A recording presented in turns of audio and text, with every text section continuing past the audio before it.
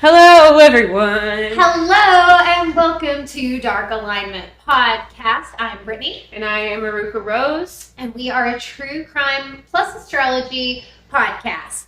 And we are so happy that you guys are here, whether you're new, welcome, or returning listener. Hell yes, we love you.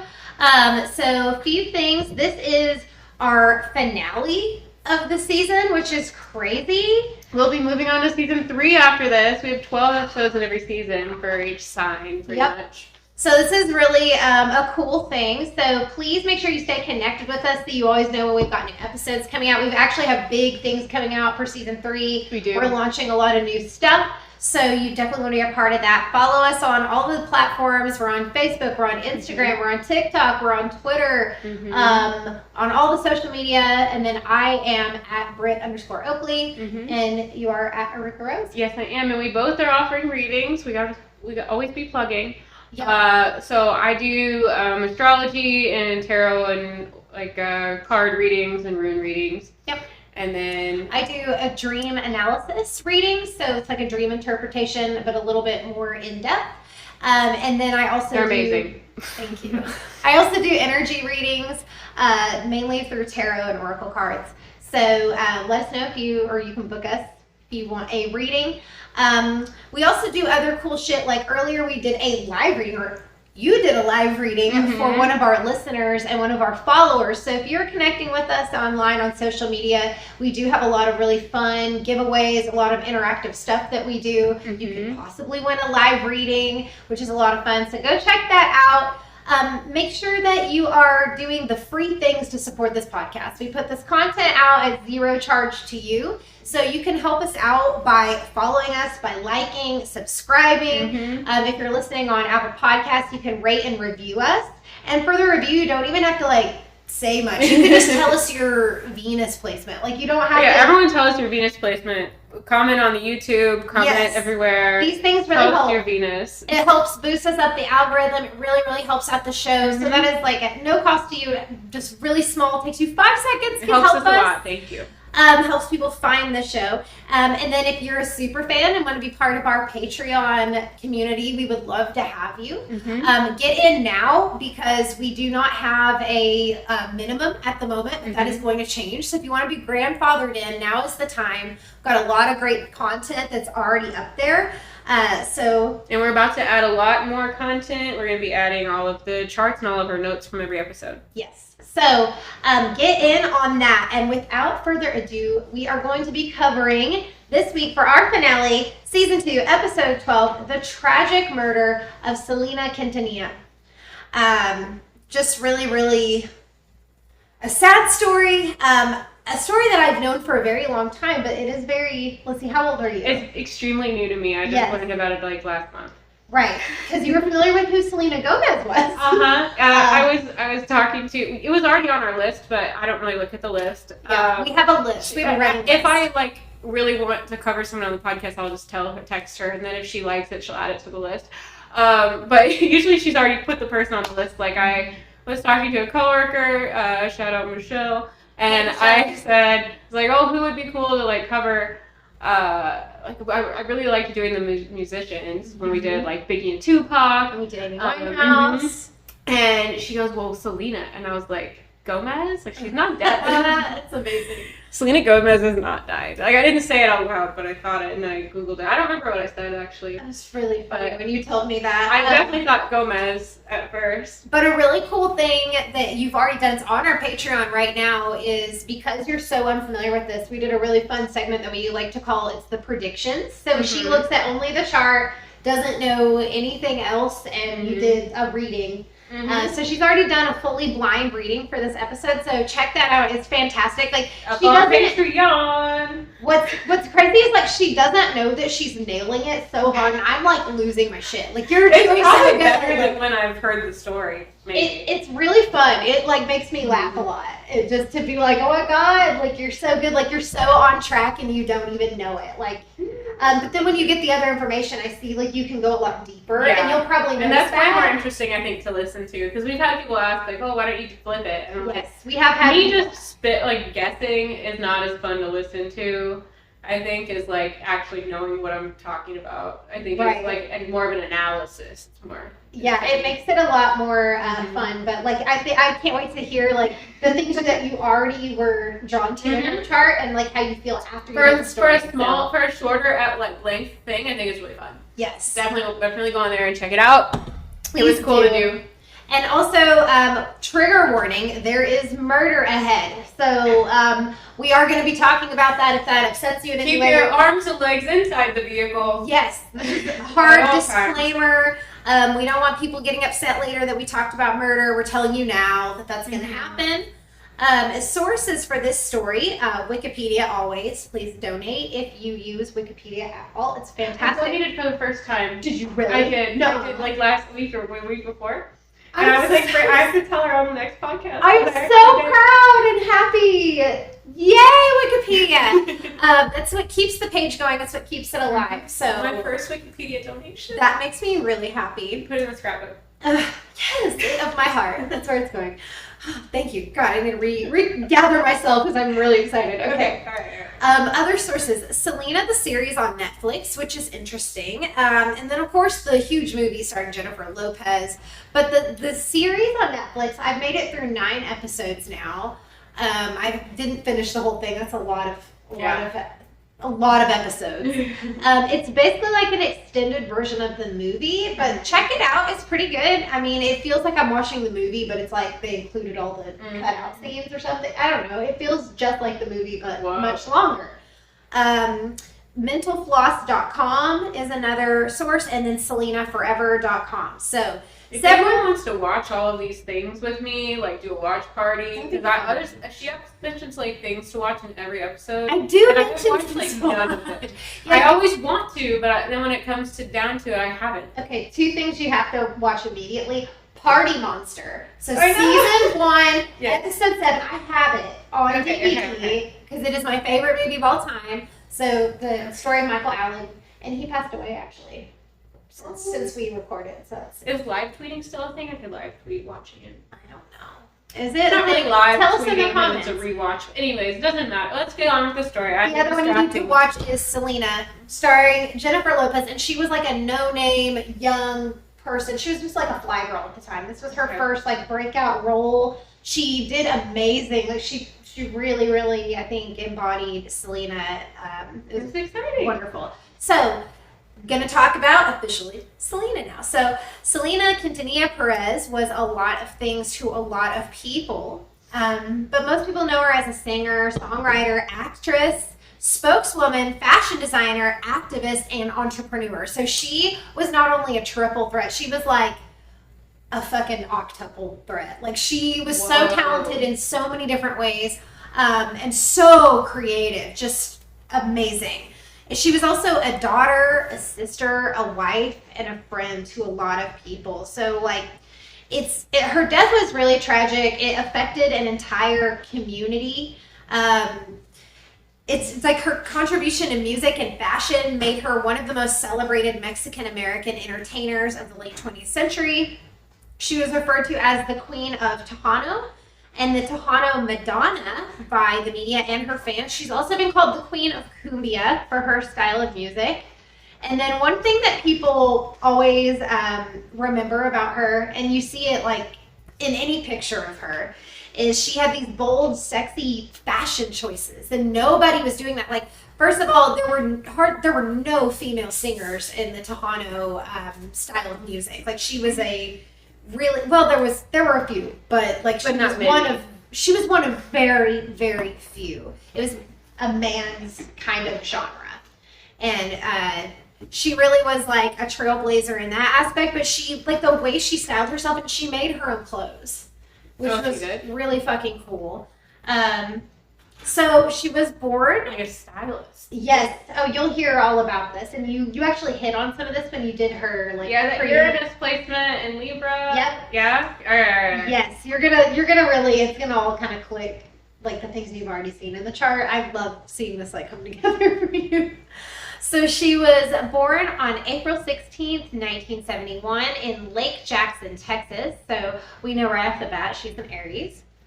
And she dies on March 31st, 1995 in Corpus Christi, Texas. Mm-hmm. So when she was only 23 years old. And so it's interesting that she died in Aries season, too. Mm-hmm. Yeah, that is interesting. We'll see how it lines up. Yeah, that stands out immediately from just simple dates and nothing else. So Selena's childhood absolutely shaped the woman that she became. She was the youngest. She was the baby of her two parents, Marcella and Abraham Quintanilla. Her name in Greek means goddess of the moon. So that's like super cool. She had an older brother and an older sister, and the whole family, they were all Jehovah's Witnesses. And I did not know that until I started doing this research. I think I mentioned it before, but I had a stepdad at one point that was a Jehovah's Witness, and I had 3 Jehovah's Witness stepsisters, and I learned a whole lot about how things function in family dynamics. So it's very, very interesting, and it plays a huge role in all aspects of life for those of you who don't know much about those beliefs. So it's very, I would say, culty, not to offend anyone out there, but I witnessed it firsthand as an outsider looking in. It's very strict. Manipulative. Correct. Like the way that you get people to basically do what you want them to do is like there's the threat of excommunication.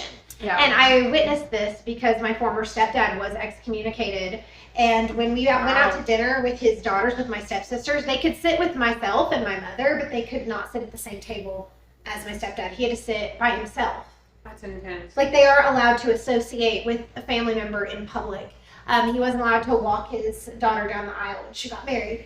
But my mother and I were welcomed at this wedding like everyone was so wonderful. They could convert you. Exactly. Yeah. Which they did try to convert my mother. She actually went to a Jehovah's Witness convention.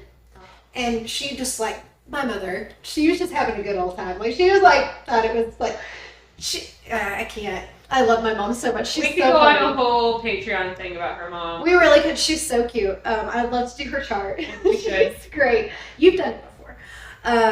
But anyway, so that's just a little background on kind of Jehovah's Witness and the family dynamic being like central and super, super important. It's very patriarchal. Like all the elders, like you don't report things to the police or to like outside, you don't go to counseling, you report anything that goes on to the elders. Okay. And they're male. So it's like, it's very, very patriarchal type of system. And you see that here with the way her father kind of parents and runs the household. Not in like a negative way, but just in a authoritative type way. So by the time Selena was 6, her parents realized that she had a real gift for music. She had this great voice and she would sing and around the house, and her dad was like really excited about this because he was a former musician. So the first time he sees that like his baby, the youngest child, has this talent, he is all about it, and he decides to start a family band. And Selena's siblings are in it. So they're pretty young too. He also managed the group, and he called the band, he named them Selena y Los Dinos. And the Los Dinos part, that's actually the name of Daddy's former band. So he's very much like 100% living through his kids. The band name? Yes. Selena y Los Dinos. Okay. Selena and his band. Yeah. Yeah. Got it. Selena plus Los Dinos, which is like his former band. Cute. So he's very much like living through his kids. He's like kind of reliving that whole experience. A lot of parents do this. It's not uncommon at all. Yeah, I'm putting my kid in soccer because I didn't get to do it. And a lot of he wants to go. I'm not forcing him. That's why a lot of parents like have their kids in pageants or have their kids like you push them into like cheerleading or other sports. Like either they were really into it, or they didn't get to do it. It can be, just wanting to see those things happen. Yeah, like if one of my kids gets into like crystals and astrology, like yes. Hey. But he's also like nurturing Selena's talent. So Selena's the female lead vocalist, of course. Her brother played the bass guitar, and her sister was the drummer. So I've like not a super feminine instrument, which they highlight that in the movie that she was like I play the drums, but it's actually pretty fucking cool to be a female drummer. Like it is. I wanted to be a drummer. it's like she like set the trend like this is possible and like females can be drummers. Like so it's kind of badass. But I can imagine in childhood being like, yeah. But their dad actually, he was so hardcore about the band, he opened a Tex-Mex restaurant just so they would have a place to entertain. And perform on a regular basis, but unfortunately there was a big recession and the restaurant closed, so it wasn't doing well. But the band kept going. The band was the thing that he cared the most about. Like, they struggled in a lot of financial ways, but the band was always the priority. Like, he knew whatever inside of him, like, he knew that there was something there. He knew that they were going to be something, and he was really passionate about it. So they were doing, like, local fairs and weddings and street concerts and quinceañeras and other events. So he was, like, taking it pretty seriously, and he promoted them like crazy. These kids were working and traveling so much that Selena was taken out of school in the 8th grade. And that was because she was missing so much school that teachers were having a problem with it. And, like, you know, back then they didn't have this flexible online learning plan. Like, it wasn't, you know, I know people here locally who have kids that are elite gymnasts and elite dancers, and they do 100% online school. Yeah, or they have, like, special tutors. Right, because they are in the gym, you know, 6 hours a day. Yeah. So it's, you don't have that flexibility all the time. And well, they certainly didn't have this flexibility in the 80s. Yeah. This is... You would have to homeschool. Right. But she did earn her GED. She got her GED at 17. She ended up going to college, too. She was continuing her education. She was doing homeschool. Like, so she was really bright. She was very smart and still had good grades even though she was missing school. So it wasn't...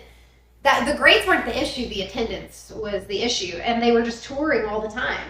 So her teen years, Selena went to college, actually, I mentioned, to study business administration, which is a very standard, valid degree. Just, you know, I just want to get a degree. Like, that's a really smart one to go with because you can do pretty much anything with that.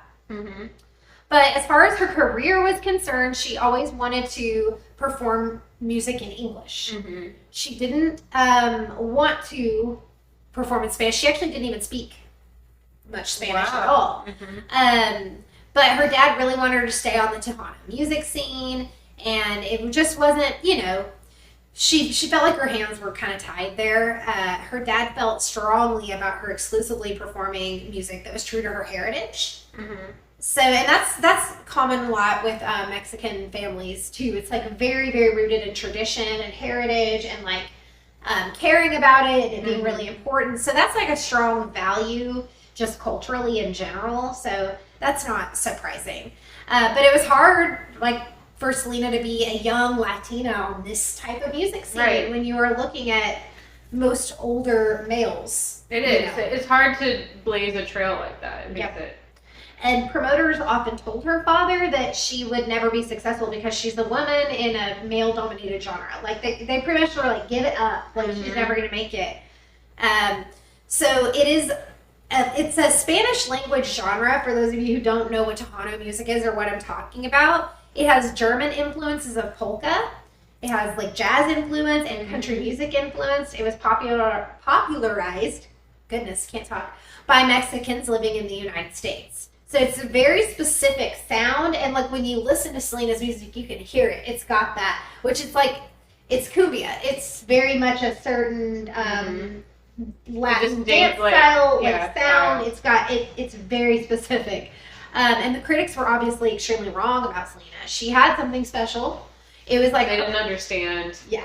What they had no idea what they were, how much people were going to love it because she was different and she was special, and her voice and her look and her amazing clothes that she designed herself, like so cool, made her stand out in the coolest way. She was signed to a record deal, and producers thought she was going to be like the next Gloria Estefan, which I fucking loved Gloria Estefan as a kid. I had all her tapes. I jammed the fuck out in my grandmother's basement. I remember just like having the best time to some Gloria Estefan. So now we're going to talk about her career a little bit more, her stardom, like when it really started to take off. So again, Abraham, their father, always wanted the kids to be musicians above everything else. Like, that is what is important. He valued it over everything in the industry. So he wasn't he wasn't really like caring about what was popular, what was trending, or what was like going to be cool. He cared about them being musicians. So he was, you know, a little conservative about the way Selena dressed and her outfits and like her dancing and movement and just, you know. It's a lot. Yeah, especially for Jehovah's Witness families, which this is actually very liberal for... for her to be able to do this. Right. So it's just, you know, she still wanted to always do that crossover album. She wanted to sing in English still. And then they kind of like the label that signed her sold them on the idea that the crossover album could happen. So that like served everybody's interest. It seemed like a good move. And she was eventually able to do this, which is nice. She released her first self-titled debut album when she was 18. She wrote several of the songs on the album too, which is pretty cool. So she's, again, super fucking talented, like in all the ways. The record hit number 7 on the Billboard music charts for Mexican albums. So she was becoming famous on a national scale. She was ranking higher than any other female Tejano singer, so it was a big deal. Her huge break was when she made a deal with Coca-Cola, and they hired her as their spokesperson for the state of Texas, which is just fucking huge. Like, the type of publicity, like, big celebrities don't get Coke sponsorships, you know? Like, I remember when Brittney Spears did Pepsi, like, that was so fucking huge. Yeah. Well, she's Brittney Spears, so it's like, you know... She was that level. Right. Yeah. This is really cool, and she's young and fresh, 18. Like, this is so huge. And the jingle for the campaign was composed by Selena's older brother. And he composed it along with her future husband, Chris Perez. So we're going to talk more about him now. Just this is a good switch over to the relationship. So she's getting very famous. He joined the band, Selena y los Dinos, in case you forgot. Several months earlier, he was their new guitarist. He started to have romantic feelings for Selena pretty quickly, but he had a girlfriend back in San Antonio at the time, so that was kind of like off limits. He wasn't pursuing it, but like obviously they were connecting and he was developing like a crush, really. So he tried to resist Selena. He tried to keep as much distance between them as he possibly could. And, you know, and you're touring with somebody, you're spending a lot of time together, so you can't really avoid somebody on a tour bus. Like, they're only so big. Right. You know? But he found it pretty much impossible to, like, pull back. And he started to really try to pursue a relationship with her eventually. And they openly expressed their feelings for each other one day at a very prominent restaurant. Can you guess where? Wendy's. You're close. It's Pizza Hut. This is the first one that came to mind. It's one of her favorite restaurants, actually. But they became an official couple at Pizza Hut, which is like really cute. It feels so innocent and like sweet kind of relationship. And I feel like that is where all the best connections are made. This is Chris, right? Chris Perez, yes. So this is all going well. Selena loved pizza and junk food, which is really fun facts. She also had like a rockin' body and just kind of ate whatever she wanted, which is awesome. Good for her. But bad news is they had to hide their relationship from her dad. Oh. Because he would inevitably lose his fucking shit because it's going to come between the band. Like, you know, the band is so important. He can't have that. It's really, that's a disruption. That could be like a threat to the thing that he's working so hard to build. So eventually, though, they slipped up and people started to notice that things were going on. Her sister, Suzette, actually was the first one to catch on. She saw them being like really flirty together. It's like, how could you hide this? You know, like even looking at each other, being in the same room, people who pick up on you energy, notice that, how you look at each other. And yeah. Or you can like feel the intensity between two people, like especially working together and creating together, like you feel energies, like, you know, depending on how sensitive everyone around them was. But Suzette was the first one. Shit hits the fan because eventually, like, of course, their dad finds out and he tells them the relationship is over. Like, he's like, no, this isn't allowed in this right fucking This now. is not happening. This is not happening. Like, he, like, lays down the law, and Selena's like, nope, go fuck yourself. She totally did whatever she wanted and continued to see him, and I love that. But it turns out like Marcella, the mom, she has major peacekeeper vibes because she approved of the relationship. Like she kind of always like stuck up for Selena, like helped her sew her outfits and was like always empowering, it seems like, but like kind of behind the scenes, kind of in this demure way of like being a quiet cheerleader that's like, no, I'll help you, we just won't tell Dad. Like she seems like that kind of mom that's like, we just won't tell Dad, it's fine. Like it'll be okay, but no, like Abraham obviously lost his mind over it. He ends up firing Chris from the band to like really make a point. And Selena wanted to leave with him. Like she wanted to go and be like, no, I'm leaving. Her dad, of course, wouldn't let that happen. He wouldn't let her go. You know, it's a whole thing. That still didn't stop them from seeing each other, though. It never does. Note to the dads out there, it never works. You actually make her want the guy even more. Express what upsets you about the relationship, but don't forbid it. Healthy communication.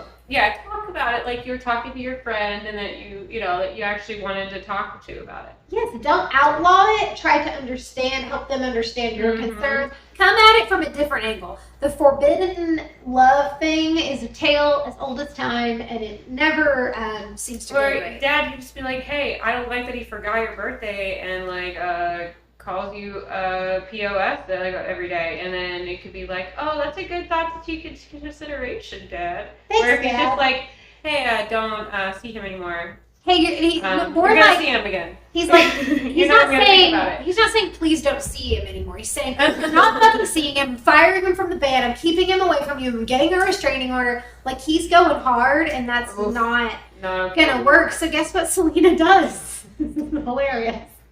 They run off and get married? That's exactly correct. They decided they had to elope. And their reasoning behind it is because like he would have no choice but to accept it if they were married. Like he couldn't fucking... Right. What is he going to say? Like, oh, you can't be around your husband? No.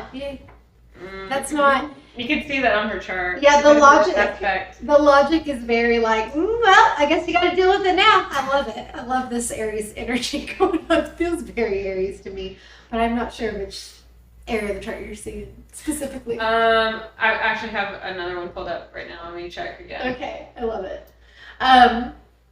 So yeah, they were done with the sneaking around. They were done with the disapproval. And who wouldn't be? Like, if you love somebody, you don't want to have to deal with, like, being sneaky and, like, feeling like you're hiding something. It's like, we shouldn't have to hide this. Like, this feels really good. This feels positive. Like, why are we hiding this? And then within a few hours, everybody knew Selena had gotten married because she's, like, a star now. So this was big news that she married her guitarist. And Abraham was not shy about publicly expressing how pissed off he was, which is so hilarious. He told reporters that he felt Chris was chauvinistic and would force Selena to end her career in musicals. But he had finally, like, had to face reality. He had to accept it. He had to understand Selena was in love. He welcomes Chris back into the band. But so much fucking drama. Like, he's a drama queen. He is, like, extremely drama queen. I'd love to see his chart. I don't know if you pulled it up. Chris's? Abraham's. Her dad. I'll look for it. I'll look. Dad's chart would just knowing like his big three would be fun to know. Just like, yeah. I'll see if I can find it. I got Chris's plugged in. Okay. I feel like Dad is always like the most significant factor. Was she closer with Dad? She was. I mean, he ruled everything. Like he is the orchestrator of this entire thing. Okay. And he continues. So we're going to move into kind of the more darker half of Selena's life now. All right. We've talked about some highs. We've had some fun. We've talked about some great things. So now, this next section, I've just called it Unusual Suspects. I didn't know how else to kind of describe this energy. But the band was crushing it. They recorded another album. It went platinum, which is amazing and incredible for any artist to do. Things are going great for Selena, so of course horrible things are coming up, because that's how we do on this podcast. So enter super cunt, Yolanda Saldivar. Spoiler alert, this woman fucks everything up for everyone, and she's terrible, and we hate her. So, she's a Selena super fan. She was employed as a registered nurse, so she has this like caregiver job where she's, anyway, okay. So I have a lot of disdain for this bitch. I can hear it. I hate talking about her. Okay. So she was kind of obsessed with Selena after going to one of her concerts. Like one concert, she's like fucking there. Like she's in it. So she reaches out to Selena's dad, Abraham, over and over and over, like harasses him until he agrees to this. She's a coercive kind of person to me. Like she comes off forceful, coercive, like bold in a way that's not positive. Bold in a way that's like smashing, bulldozing your boundaries sort of a person. But she begs to start a Selena fan club. That's all she wants to do. Like, I want to start a fan club. Let me start a fan club. I want to start a fan club. Obsessed. And like, what's her name? Yolanda Saldivar. Okay, this is the other person you put on my note. Okay, I couldn't remember. All right, go ahead. Yeah, she is the murderer. Spoiler alert. So she like basically coerces him into saying yes. He finally is like, all right, this is probably like, maybe it's good for a career, but this is the first sign that she is a total fucking psycho. Is with her being so gung-ho about like it. Persistent and like fucking, I'm not going to follow up with you once. I'm going to follow up with you 10 times until you say yes. Like, I'm going to push you until you say yes. And he's a businessman, so Abraham's like, all right, I mean, what could go wrong? It's a fan club, So if she want to do it so badly, surely she's got good intentions and is coming, you don't assume the worst out of people naturally until they give you a reason to, and you see that here. It's also like more publicity. It makes fans feel closer to Selena. It's a place for them to like, send their like mail and love, and it's like, what? Sure. Most fan clubs are positive. I was in several fan clubs as a kid, where you wrote in and did stuff. Several different ones. Like I was into fan clubs. Like I was totally one of those people. I didn't know how you did them. So you actually have to mail something in. I would like write a letter initially asking to join the fan club, and like you send a whole thing. And then they mailed me back a thing that was like a package. Like, you're an official member of the fan club. Like, I was in the Mary-Kate and Ashley Olsen fan club. And they would send you, like, regular stuff in the mail and fun content. And you, like, you're like a fan. And I wrote fan letters to figure skaters and gymnasts. Like, I was into fan clubs. Wow. Yes. Okay. Tara Lipinski, Dominique Mucciano. I was, into them. These are some major 90s references, you guys. I'm showing my age hardcore right now with those. If you get those references, like, you're my people. It's really, really funny. But so yeah, it's not uncommon for celebrities and musicians to have fan clubs, especially during the 90s, around this time when she was like really becoming famous, and everything seems like normal and on the surface. But Yolanda immerses herself deeper and deeper into Selena's world. So she starts with, she's the president of the fan club in 1991. Like she's starts to get close to the family, and eventually Selena considers her a close friend. So no one's feeling bad vibes from her. Nobody thought anything of it. They're like, oh, okay, she just really loves Selena. Yeah, sure, yeah. So height of fame. Things are going so well for Selena. She's married now. She's got her own fan club. She releases a third album. And this one was considered her breakthrough record. It peaked at #1 on the U.S. Billboard Regional Mexican Album Chart for 8 consecutive months. So hitting #1 on any type of chart is amazing. And to hold it there for 8 months is huge. It's like record breaking. Wow. That's really huge. Yes. This album went platinum 10 times, which means it sold over 600,000 copies. And that was record-breaking for a female Tejano artist. Nobody had ever done that before. So she was the first one to accomplish this. It's huge. It's amazing. It's a really big deal to everyone in that community. Like, it is, they see her as like our hometown girl. Like, people felt so attached to her and had so much love for her. And as I mentioned before, she sang in Spanish, but she barely spoke the language. She did her best to learn it, though. Her dad and label thought it would be a huge conflict of interest for interviews and press conferences, and fans in Mexico realized that she was, like, English-speaking. So she worked really hard to learn language. Really, really cool thing, like the evolving over time and like really committing and connecting to your heritage like that is pretty awesome. So, let's see. Oh yeah, actually, that ended up. I lost my place for a second. That actually ended up working in her favor though, when people saw that she like spoke both languages and like spoke English mainly. They saw her as like an artist of the people. Like she represents all of us. Like she's so like us, you know. It made her seem very down to earth and very like fun and cool. She played it up if she got a word wrong in an interview. She like made a joke about it and would say it in English and then like laugh if she couldn't think of the Spanish word. So she was really candid and she was really cute and like.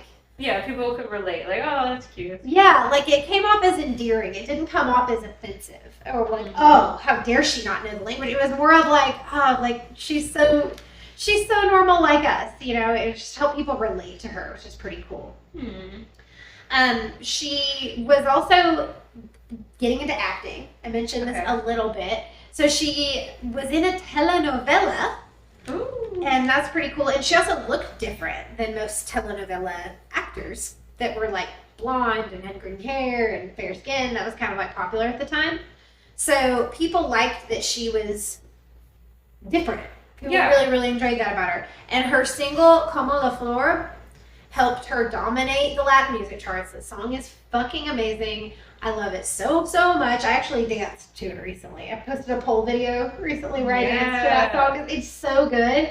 And it got a really nice response. People were like, oh, I love this song. Like, it's all in Spanish, like, but it's so good. But you have to listen to it after this. When we take our break, we'll put on some Selena so you can kind of get the flavor going. So yeah, her music was all well received. Her new album was all well received. Everyone loved her. The song it actually won an award at the Tejano Music Awards. It won Song of the Year. Peaked at number 6 on the U.S. Billboard Top Latin Songs charts. That's huge. Everything's really taking off. It opened the door for more acting gigs. She acted alongside Eric Estrada, which he was in that cop show. I think it was Chip, maybe? It was like an 80s like cop show. I'm pretty sure. I may be wrong. I need to look that up. I didn't get it in my notes. But it was called Dos Mujeres, Un Camino. So that means two women, but I don't know what Un Camino means. It's a car. The car. Yeah, no. yeah. I mean, El Camino is a car, but it means something. It's not. Oh, I see what you mean. Yeah, no, I'm being like, stupid. I'm being very silly right now. Anyway. So in 1995, she entered negotiations to star in another telenovela. So she's like getting kind of on the acting scene. And then every episode she appears in has record ratings. So people were invested in her. She's a star. Anyway, going into her fashionista life, this is a big thing that you noticed on her chart, and it was a huge part of who she was as a performer and as a person. Again, talented, so creative, had so much vision. So in 1994, I think it's two people, one path. You what? I think it's two people, one path. My brain couldn't let it go. What is two people, one path? What the song, you're talking about, or the album name, whatever song. Oh, it was the Two Women, One Path. It was the name of a telenovela she was in. Oh, it means two women. I was like, whatever you were talking about. My brain wanted to translate it. It was a telenovela. Okay. That she was in. Gotcha. All right, moving on. I looked it up. Two Women, One Path. That sounds very like. I was like, caminaras to walk. So it's something with like. Okay. That's really. I got it. That is fun. Thank you. Got it. Thank you for doing live searches. I didn't know that was happening. So, she is starting to explore other interests outside performing, and she had a passion for fashion, and she turned it into a side business. She started her own clothing line.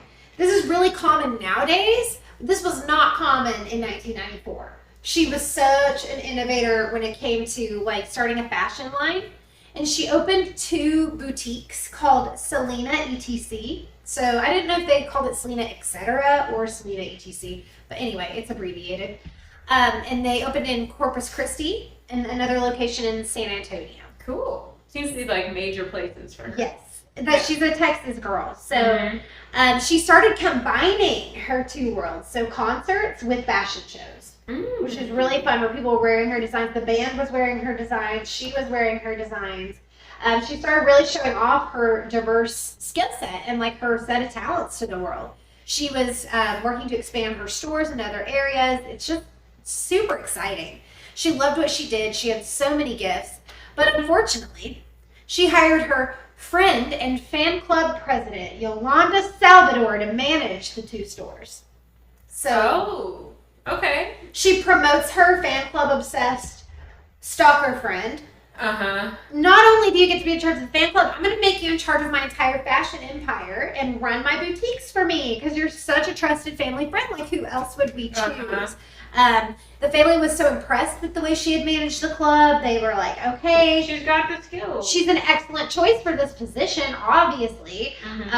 So this bitch really worked her way to the inner circle, and she just demolished everything. So this is the beginning of the end. Trigger warning again. On the surface, things are looking so good for Selena. Hispanic Business Magazine reported that she earned over $5 million from the boutique, so they were really successful.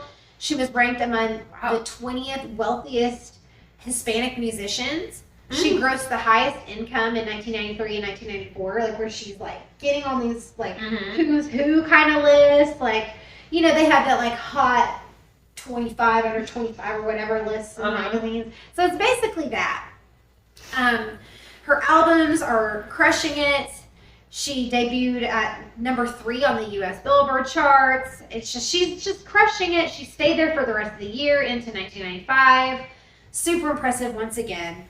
The album went platinum over 36 times. Dang. Which is insane. So,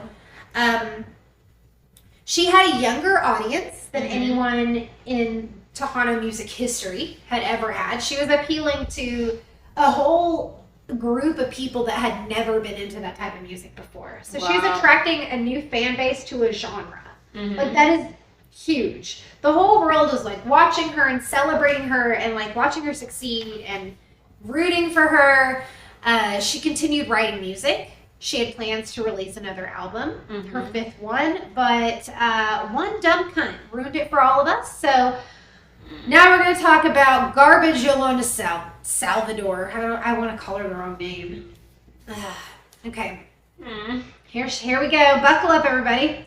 So since she entered Selena's life, Yolanda did everything she could to get closer and closer to Selena and her family. They trusted her. She worked hard to earn their trust. Like, this was not a slow go. This was like, I'm going to do all these things until you trust me, and then I'm going to fucking unleash. So she's running the boutiques. She's helping grow the business. But in December of 1994, the boutiques started to suffer. The staff started to quit. So when that significantly decreased, like, you know, it wasn't running as well. Nobody wanted to work there anymore. Former employees were saying that Yolanda would just fire them. Like, if she didn't like you, she just fired you for no reason at all. The employees also complained about Yolanda's behavior, like, to Selena. And she, of course, dismissed the claims. She really took Yolanda's side always. She believed she wasn't capable of doing any of those things. She's like, I know this person. Like, she's not this person you're describing. You guys are wrong. Like, I know. Yeah, exactly. Like, I know her. She would never do these things. So the staff started telling Abraham what was going on because Selena wasn't listening. So they were like, okay, who else can we tell? Somebody needs to know about this and know what's going on. Abraham, of course, took the claims very seriously. This is, again, the business is so important to him. Everything about this is so important to him. And Selena's success and the band's success is all he cares about, really, in this world. Like, that's his priority. So he tells Selena to be careful and that Yolanda might not be a good influence. So he's kind of careful with how he approaches it. But Selena brushes that off. Her dad has distrusted a lot of great people. Like her husband, you know, like she doesn't really trust his opinion anymore. He has lost credibility. So, you know, she doesn't listen to her dad. It's unfortunate that he freaked out so hard over Chris because it made it where she truly didn't trust his choice. Like, his judge of character. She was like, you're not a good judge of character. Like, my husband's amazing, so you think yeah. She's really not trusting his opinion at all about people anymore. So, it really sucks because it gets worse, of course. Designers, other people in the fashion business started seeing red flags and reporting them. They thought Yolanda had an unhealthy obsession with Selena. Mm-hmm. They were right.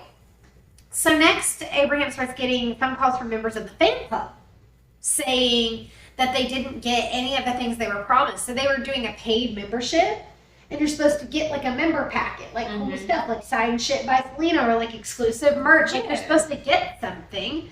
And that's because Yolanda was embezzling a shit ton of money. She had actually embezzled over 30 grand to be exact. And this is 90s money. This is a lot more. I should have looked at what that was in today's money. I did not. What was it? How much? $30,000 in today's money is how much? And from what year? 1994. All right. Where are we at? 30,000.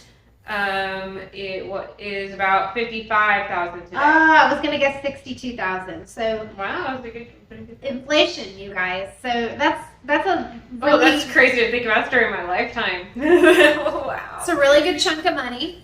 So at this point, Abraham confronts Yolanda. He does this in a meeting with Selena there and with Suzette there, her sister. So he's got like 2 witnesses. He's got Selena involved. They're going to confront her. He gives Yolanda a chance to explain herself. He's like, okay, tell us, where's the money? And then he threatened to report her to authorities if she couldn't prove where the money went. It's like, okay, well, if you're doing the right thing with this money, show me the paperwork, show me the numbers, let's see it. If you can't produce this, I'm calling the authorities, I'm reporting your ass, and you're in trouble. So yeah, you've got a choice. So, yeah. So repeating his usual pattern, he banned Yolanda from having any contact with his daughter, which Selena loves it when you tell her she can't hang out with people or talk to them. It's gonna go well.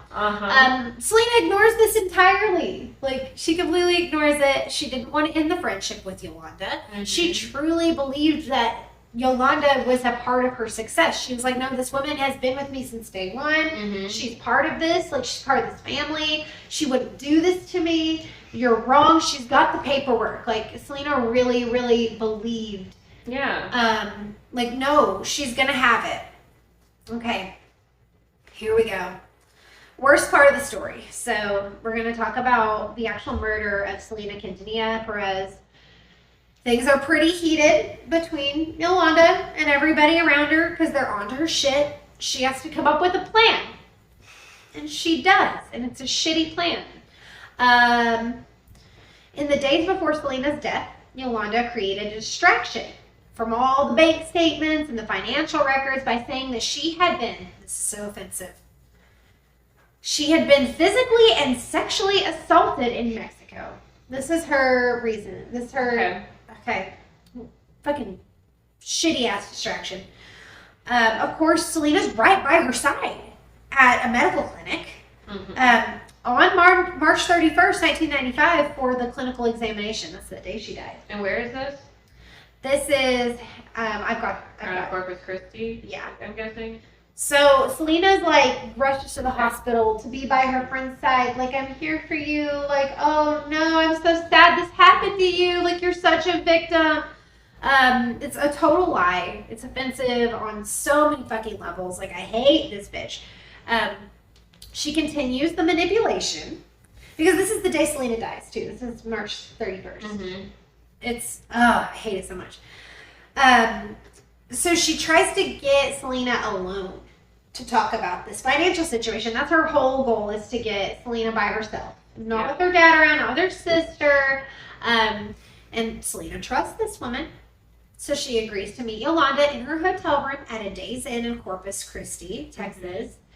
It just sucks because she really plays on Selena's emotions. She's very much like, uses the friendship as a weapon and says like, I just want to talk like friend to friend. Like, let's just do it without everybody else. Everybody else is making this difficult. It really just needs to be between us. Yeah. We're sisters. We're friends. Like, she uses that relationship to get Selena alone at a hotel.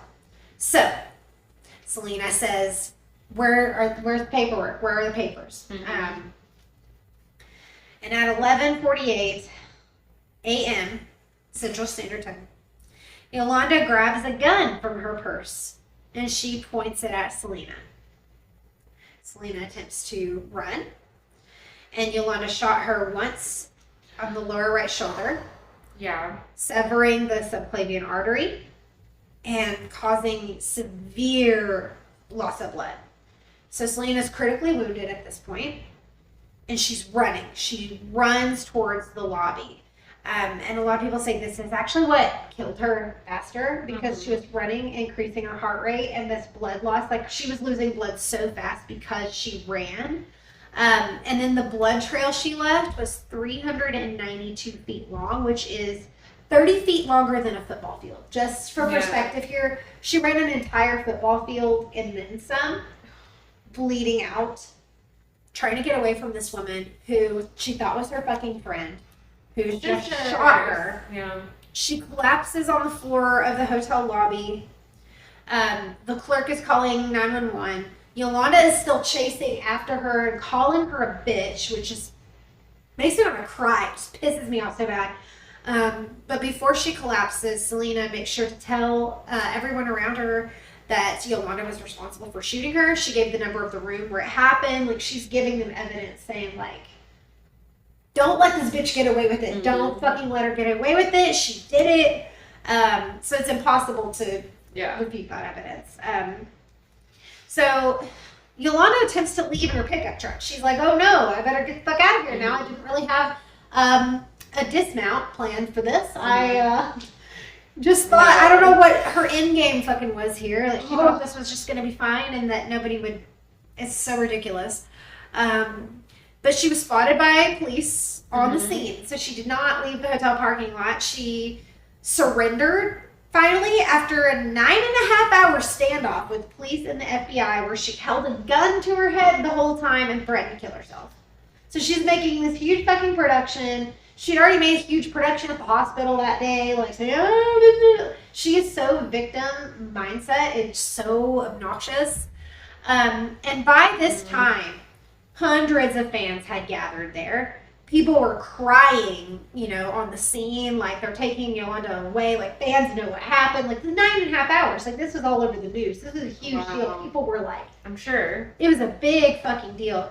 And Selena was dead on arrival at Corpus Christi Memorial Hospital. So they were able to revive her for a short period. So this is pretty significant. And they immediately started emergency surgery on her. So, unfortunately, 50 minutes into the surgery, she was pronounced dead from blood loss and cardiac arrest. So her official time of death is 1:05 p.m. Central Standard Time. And we can back it up 50 minutes, or like an hour. Yeah, we can look at and see when she was revived. Yeah, we can. Ooh. Yeah, we can see these exact times. So that's really, I'll be interested to see what was going on. So for her funeral, it's so fucking sad. Oh, it feels so heavy because there's so much love for her, like a collective love, and this death was so impactful. It feels like, you know, the way it felt when Princess Diana died, and how it was like a global impact. It was not, it was just so big, and this had the same effect on an entire population, an entire culture. It was just so huge. People were devastated. They were shocked. She was so young. And then on April 1st, at the Bayfront Plaza in Corpus Christi, they held a vigil for Selena that drew 3,000 fans. For her actual funeral, it was open casket for the public, which I think is like kind of special, actually. Yeah. Like, that's really huge. You don't really hear about that much. The line for the viewing was more than a mile long. There were about 30,000 to 40,000 fans that passed by Selena's casket to say goodbye to her. More than 78,000 people signed the guest book, which is just, that speaks volumes. And at the request of the family, video and flash photography were banned. I was like, obviously, like, be respectful. And people compared the public outcry of her death to Elvis Presley and John Lennon. Like, people were completely fucking devastated. She was such an icon. The world lost her way too soon. They released an issue of People magazine several days after the murder. It was the first issue in history to completely sell out. That had never happened before. They had to print and distribute another round. So that is how significant this stuff was. I remember it. I was a kid. I remember it. Yeah. I was in the 4th grade or the 3rd grade. I was 2. 3rd or 4th. Oh my God. But I like one of my close friends and I growing up loved Selena. Like we would sing her songs and do Selena dance. Like we listened to Selena all the time. So I knew who she was. I knew her music. Like I was a fan. I was young, but I knew who she was. Actually, I wasn't too. I was 1 and a 3rd. It's incredible. You were a toddler. It's fantastic. So now we're going to talk about the trial and sentencing for Yolanda Saldivar.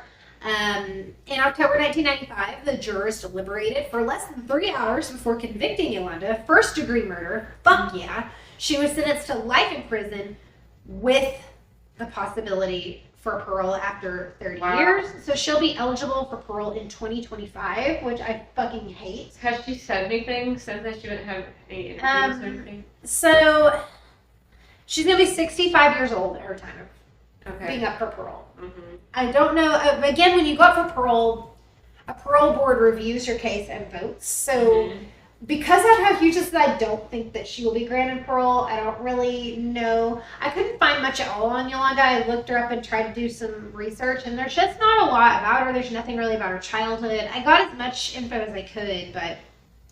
Yeah, I'm just curious if she's made any kind of, like, statement. I don't believe she has said much. If she did, I've got it in here somewhere, so we'll see. I really don't feel like she said much. I think like she says she loves Selena still, which is annoying. So yeah, life with the possibility of parole was the maximum sentence allowed in Texas at the time, which now like it's totally different. You will get the death penalty in Texas like hardcore now. So in 2002, under a judge's order, the gun used to kill Selena was destroyed, and the pieces were thrown into the Corpus Christi Bay. So that's interesting. But fans and historians disapproved of this because they see it as like, this is a piece of history. This gun should be in a museum. I don't know. Also, this is weird. Yolanda didn't age well because like she was 35 at the time of the murder, but she seriously looks 50. Like when you look at pictures of her, she does look much older than her. She's my age. Oh, wow. I'm 34. Wow. This bitch is 35. Like I did find some statements, by the way. Okay, cool. Yay. So I bet she looks like super shit now. In fact, I hope she does. So give me statements because I have a fun fact section next. During the trial, she said she cried on tape saying, "I did something very bad. I've disgraced my family." There was an interview back in 1998 where she says, "They made me out to be a monster. I just want to say I did not kill Selena. It was an accident and my conscience is clear." She keeps asserting that it was an accident. Oh, I hate her so much. I want to punch her in the face. I'm going to make that a goal if she gets granted parole.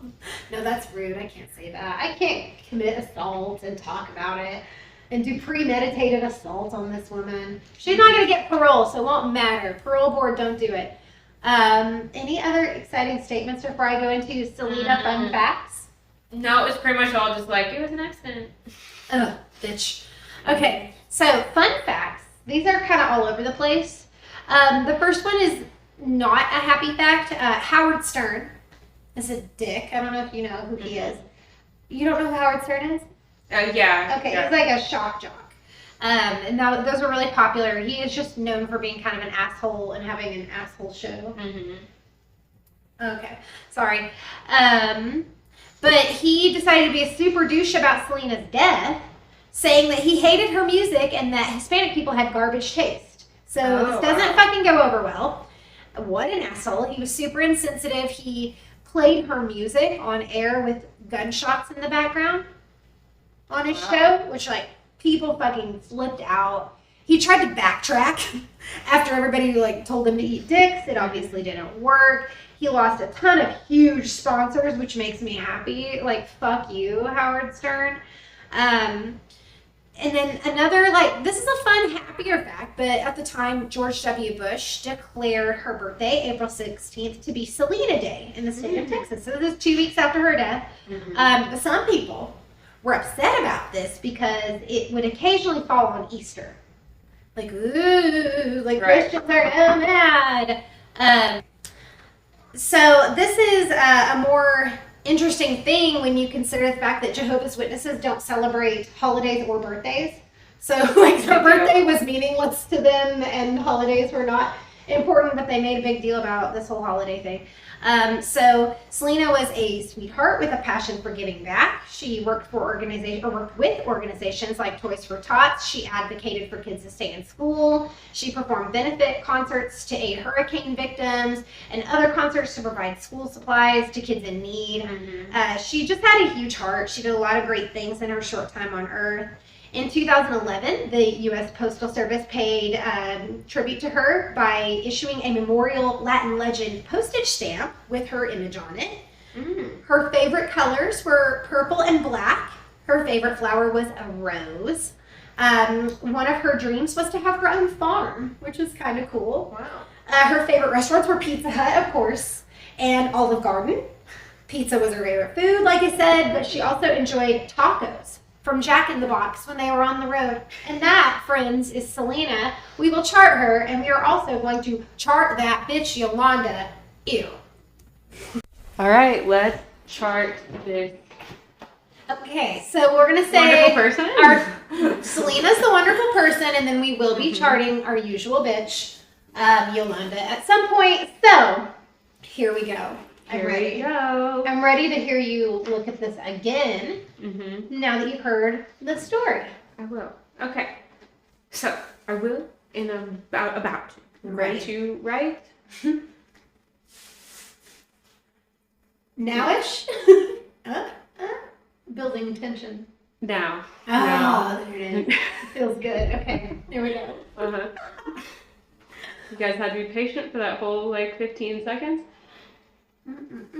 Here we are. Selena Quintanilla. Selena Quintanilla. My mom says quesadilla. She says quesadilla. I'm surprised she doesn't say quesadilla, to be totally honest. My dad had a joke when we were kids where especially card trips, we spent a lot of time annoying people I love your dad. And I was really interested in learning Spanish, and so he would try to act like he knew things. He's like, I know everything, and I'd be like, okay, well, he'd say that if you add L and an O at the end of whatever word, it makes it Spanish, and so and a lot of times it does. I'm going to the L store O. And he thought it was funny when I was a kid. He's obviously didn't know. He's like, I'm hilarious. Here's how you say it. Actually, I did take 5 years of Spanish and was fluent at one point in my life. And I used to play jokes on my mom. She would ask me how to say something in Spanish. And you'd tell her something. And I would tell her incorrectly, especially at restaurants and stuff. Like one time she wanted to tell them that she liked the food. And I told her to say, El gato es muy picante, which means the cat is very spicy. And it made me laugh forever because she said it in the way that only she could. Yeah.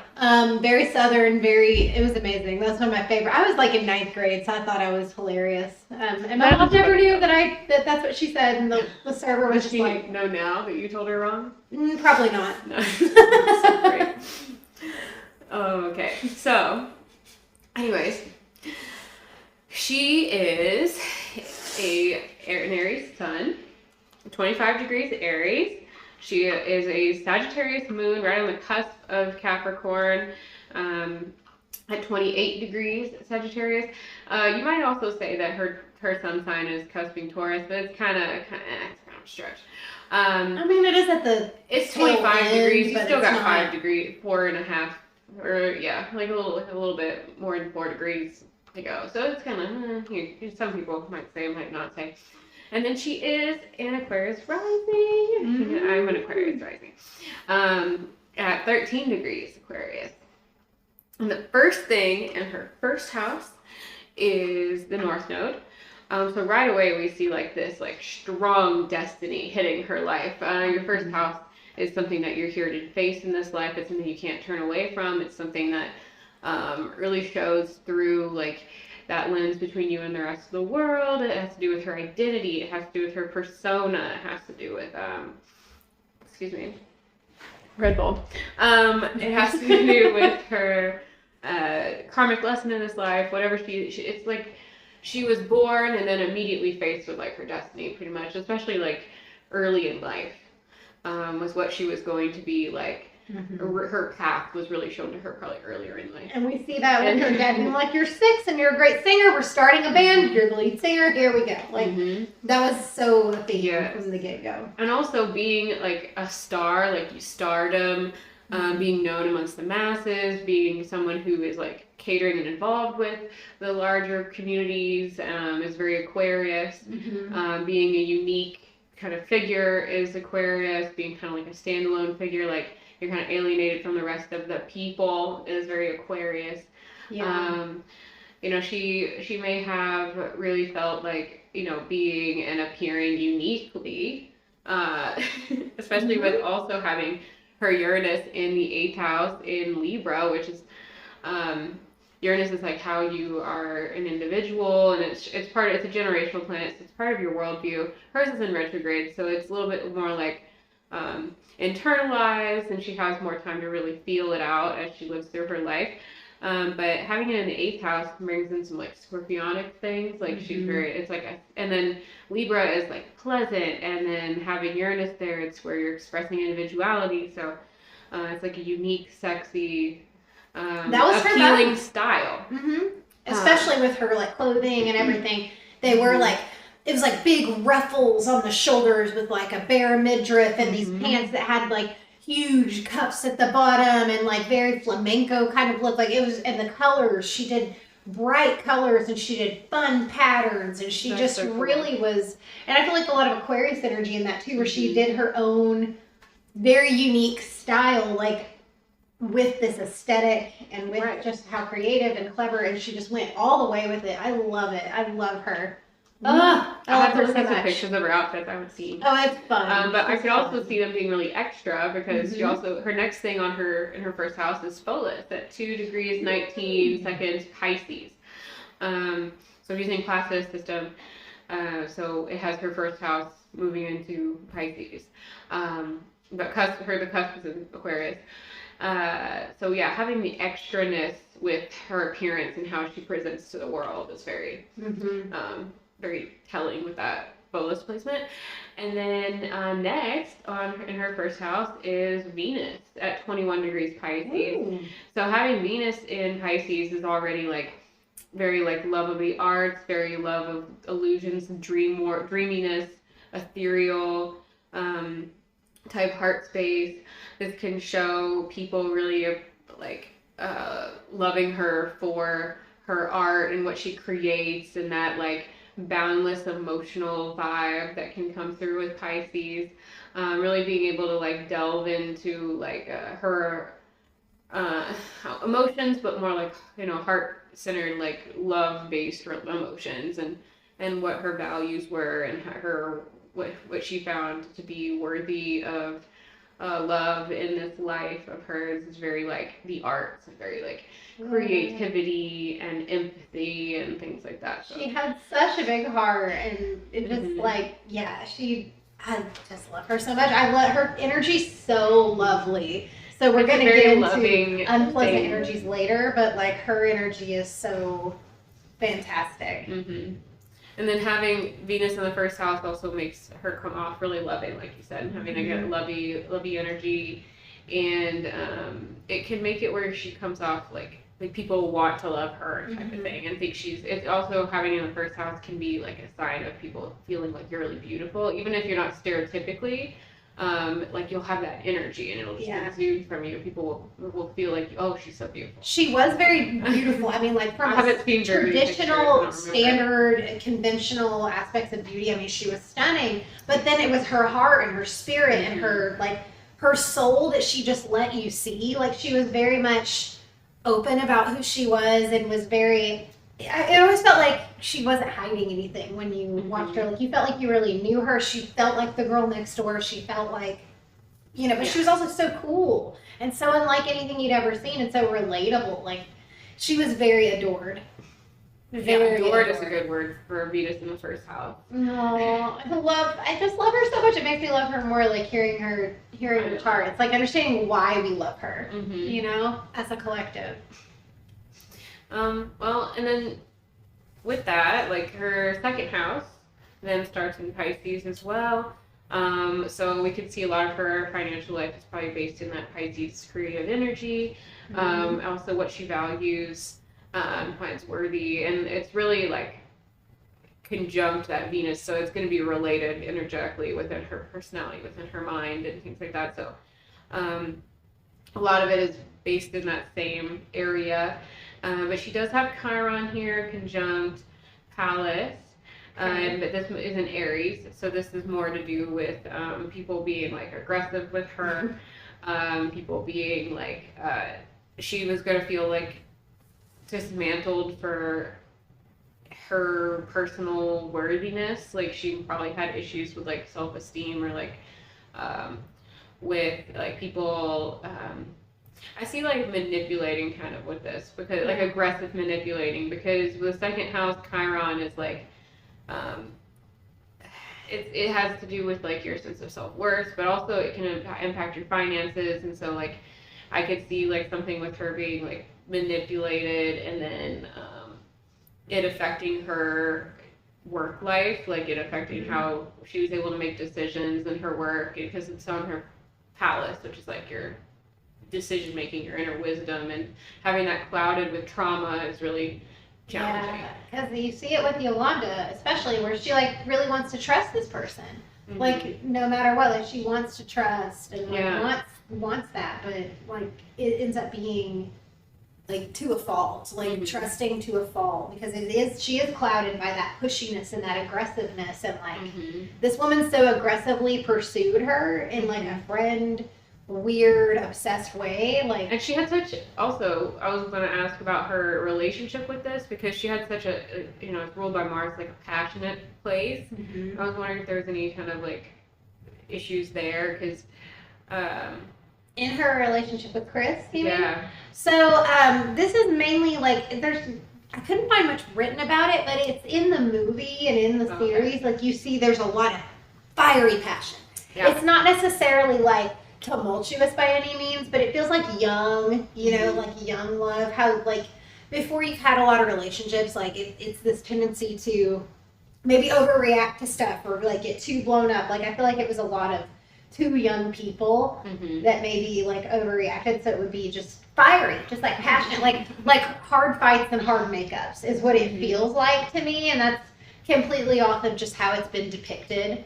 Also with her growing up Jehovah's Witness and with having a lot of like boundaries put on her, and like people probably and that affecting her judgment with Pallas there. Big time. So that trauma affecting her judgment again there. Yeah. And her ability to make decisions, even if like it impacted it where it was just it was going to be more confusing to make those difficult decisions later in life. And so I'm sure that was part of the pressure for getting married. Yeah, and we also see this strong energy from her dad through her entire life, that he is running every aspect of the family. Like there are points that they were like really bad off financially, and he was still like, I'm buying a tour bus, like we're going on tour, like we're doing this, like I know we don't have a regular job and that we can't support our family, and the restaurant went under and it's a recession and we lost our house and we lost like this is what we're doing. So she didn't really get to think on her own, or like what she would have done if this wasn't, you know. Well, the next time I was going to bring up her dad next. So yeah, he's always in her ear. Her sun placement, the sun and Saturn are typically places that you look for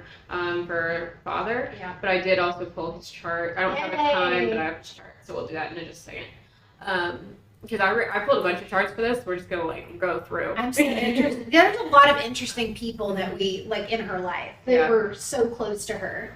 So her dad, her sun is at 25 degrees Aries, and it is making a square up to her 12th house, Mars, and Vesta in Capricorn. So we do see some of that like work hard mentality to get what you want to get in life, and some of the, that's kind of like building this, I won't say empire, but more Capricorn would be like this corporate, corporate empire type of thing, where she's like really building this whole huge platform, but the square, and she's really passionate to do this, and it is probably, I'm assuming some of her music is more kind of like things that came up from her subconscious. Like, I mean, I'm not going to look at some more placements before I really say that, but having Vesta there makes me think like, anyways. Also like a hidden talent within its 12th house is something interesting. So she had so many talents, like, it was ridiculous. Passion and like devotion coming from that 12th house, and to really build something and reach for goals. But there is a square from the sun placement where the father, you could see making this stressful. Okay. Short words, but also there's this trine over to Saturn, which is another father type placement. Either way, it's aspecting, right? But the trine would show that it really propels her forward. So it's like both. Yeah, he's pushing, but it's like she's pushing her towards something that she wants to do anyway. So it's like it seems like she wants to do it. It's like positive reinforcement. It feels positive. Like he never, even though he is like strict and kind of, he can be overbearing, I feel like they still had a really good relationship, and that he was a loving father, and like not want to say anything negative about him necessarily, but it just like, it's an environment where that patriarchal type of family dynamic is already really reinforced and really celebrated. So it's like, again, they were pretty liberal for all the he had his own things he was more interested in. Yeah, I want to see his chart. Yeah, you do have it? Okay. Now, his name was Abraham. And we'll do Synastry. Even like a religious name. It's like, it was intense. I know one person named Abraham, and he's cool. I don't know any Abrahams in real life. My first boyfriend's brother was named Abraham. Okay. So. Okay, you're familiar with Abraham energy? I don't know, that's stupid. All right. Let's see. We dated for a very short time, but he was like a neighbor, like a couple houses down. Oh. You were very close to this Abraham energy. But after we broke up, we like never talked, so it was pretty. That's hilarious. Young relationships be like that. It was, yeah. So, her dad, his sun is in Pisces and his moon is in Pisces. Whoa. Conjunct his Mercury and Jupiter. Wow. And so I've loved similar placements. This is all taking place in Selena's first house. So her dad has a stellium in her first house. So this brings a lot of big energy there. Oh, Vesta is also there, but it's at the end of Aquarius. So there's a lot of devotion for her, with her involved with her life path being conjunct her North Node. A lot of planning and exuberance put towards her Folus, which I mentioned on her first house, and then his moon and Jupiter are closer to her Venus, where you see like growth and a lot of emotion put into like what all of that, with her being adored and stuff like that. Okay. Let's see. Then his palace is also in Aries. Barely conjunct her palace, and he also has Saturn there. So there we see a lot more like discipline and judgment and like decision making coming from him. He's definitely involved with her Chiron placement, but it doesn't seem to be like all the way entirely malicious or anything. It's just Yeah. having a conjunction. It's highly involved, but it's not necessarily like all challenging. It's like intense, but not always bad. Sometimes that intensity can be good. It's structuring. It can feel belittling at times. It's probably like really pushing her to do the best work she can, but at the same time, like that's stressful. So I think it feels having like high standards is really stressful, and I feel like she did have very high standards for herself, and that the people around her, reinforced like, oh, we value these standards, like especially her dad. Yeah, the big one. The main one. Oh, they have Ceres conjunct each other. That's sweet. His Ceres is in Taurus, and so is hers. Within 5 degrees of each other. 5 degrees exactly. Ooh. Right where her Saturn is. So again, we see some more father caring dynamic there. They probably have a very similar foundation for love. The same things are probably gonna make them feel comfortable. Like I imagine if they were like touring or going around, like they probably like agreed on kind of generally what they wanted to do after the show when they were tired, and they wanted to just be comfortable and chill and be like cozy, whatever. Let's see. That's funny. That's very Taurus. It's very Taurus energy. Yeah. Eat snacks, chill out. Let me see real quick if there's anything else interesting. I obviously don't have his birth time, so we don't have his houses, but let's see. We see how they overlap with hers. He has Mars in Sagittarius, where she has Jupiter, Neptune, and her moon. So again, like motivating on her growth and like dreams and promoting her and how she's feeling on things. What did you say his Mars placement was? Was it Pisces? In Sagittarius. Or Sagittarius, okay. Yep. Yeah. Let's see. He just had a lot in Pisces. Oh yeah, he did have he has a Pisces stellium. He has her Mars, his Juno is there, and his Phoebus and his Venus. So you've got again like more caring and adoring and extra and committed energy there, based for her to be like motivated. And he has Lilith in her 12th house in Aquarius. It's pretty close to her ascendant too. So you could see how for Aquarius, for him, he's got Vesta and Lilith there. Like that's devoted, empowering energy. So having that be where her ascendant is and her North Node, this is really nice. Like it feels like he really believes in her and wants to like make her. Like he's a very proud father. Like as soon as he sees her talent and like how amazing she truly is and how gifted she is, he starts to nurture it right away. Like he makes it the whole focus. Like it's just so interesting. If she hadn't been a singer, I don't know like how things would have played out differently. Like so let's say she was tone deaf. Like would he have been this way with her other abilities and talents? But he just resonated with music so deeply. And that feels Pisces. Like he's got like Pisces, like creative. And Mercury and Pisces, and it's very cool. His North Node is in Scorpio for anyone curious. Okay. That's interesting. So as he went through life, he was going to be more and more like intense, scorpionic, sexual, like focused on. He's probably like very devoted type personality, like trust being around the people he would trust, and it also like water sign is kind of musical, and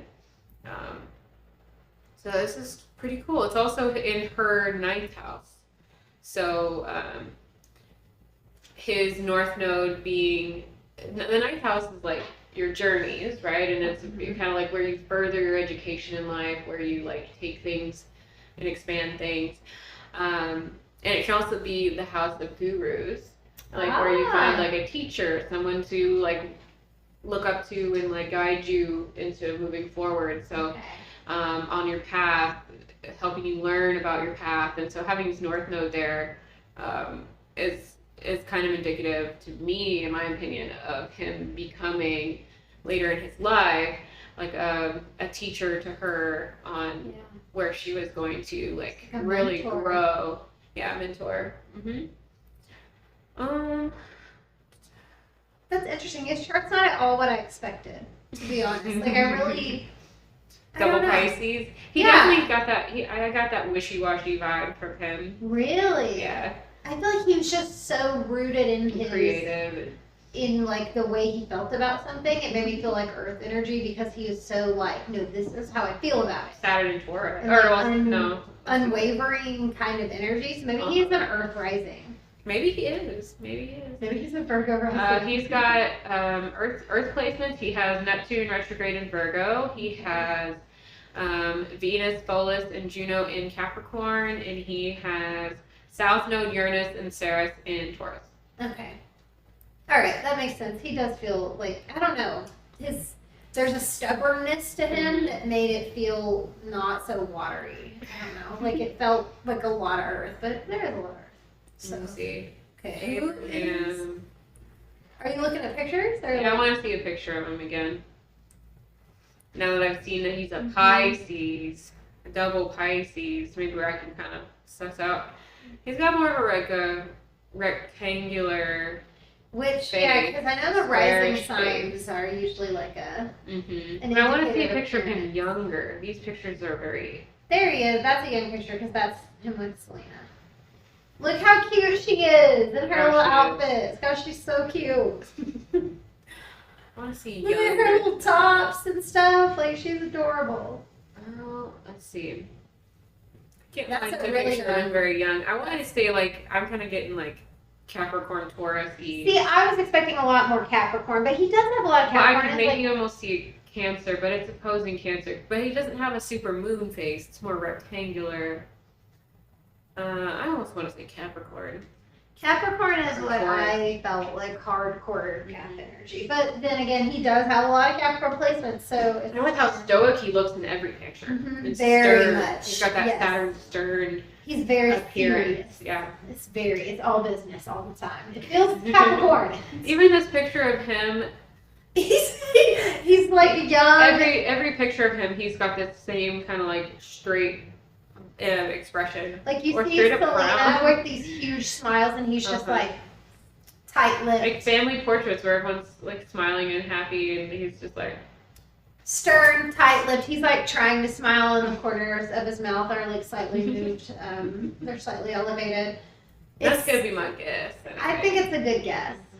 Also, that would maybe put his Venus also in his first house, which would be cute if they both had that. Anyways, let's go back to Selena's chart. Oh, is it almost time to chart that bitch? Almost. I'm very curious about Yolanda's chart. There were a few things I just made little bullet points about on her chart, and then we'll keep moving along, chugging along here. Let's see, first of all, I want to mention her midheaven. I didn't take a note on this, but I got to talk about her midheaven. She was a famous celeb. So her midheaven was in Scorpio, and it's right at the end of Scorpio, cusping Sagittarius, which is where like my sun is and stuff. And so like maybe like that energy, like my energy a little bit. And that she was known for that like very like intense Scorpionic. This also relates to death, obviously. So like her death was a famous death. That energy is tied in with this. And then like all those intense feelings. Like I'm really curious to hear her music after all this. Oh, you're gonna love it. And then she has Neptune retrograde and Jupiter retrograde right at the beginning of Sagittarius in her 10th house.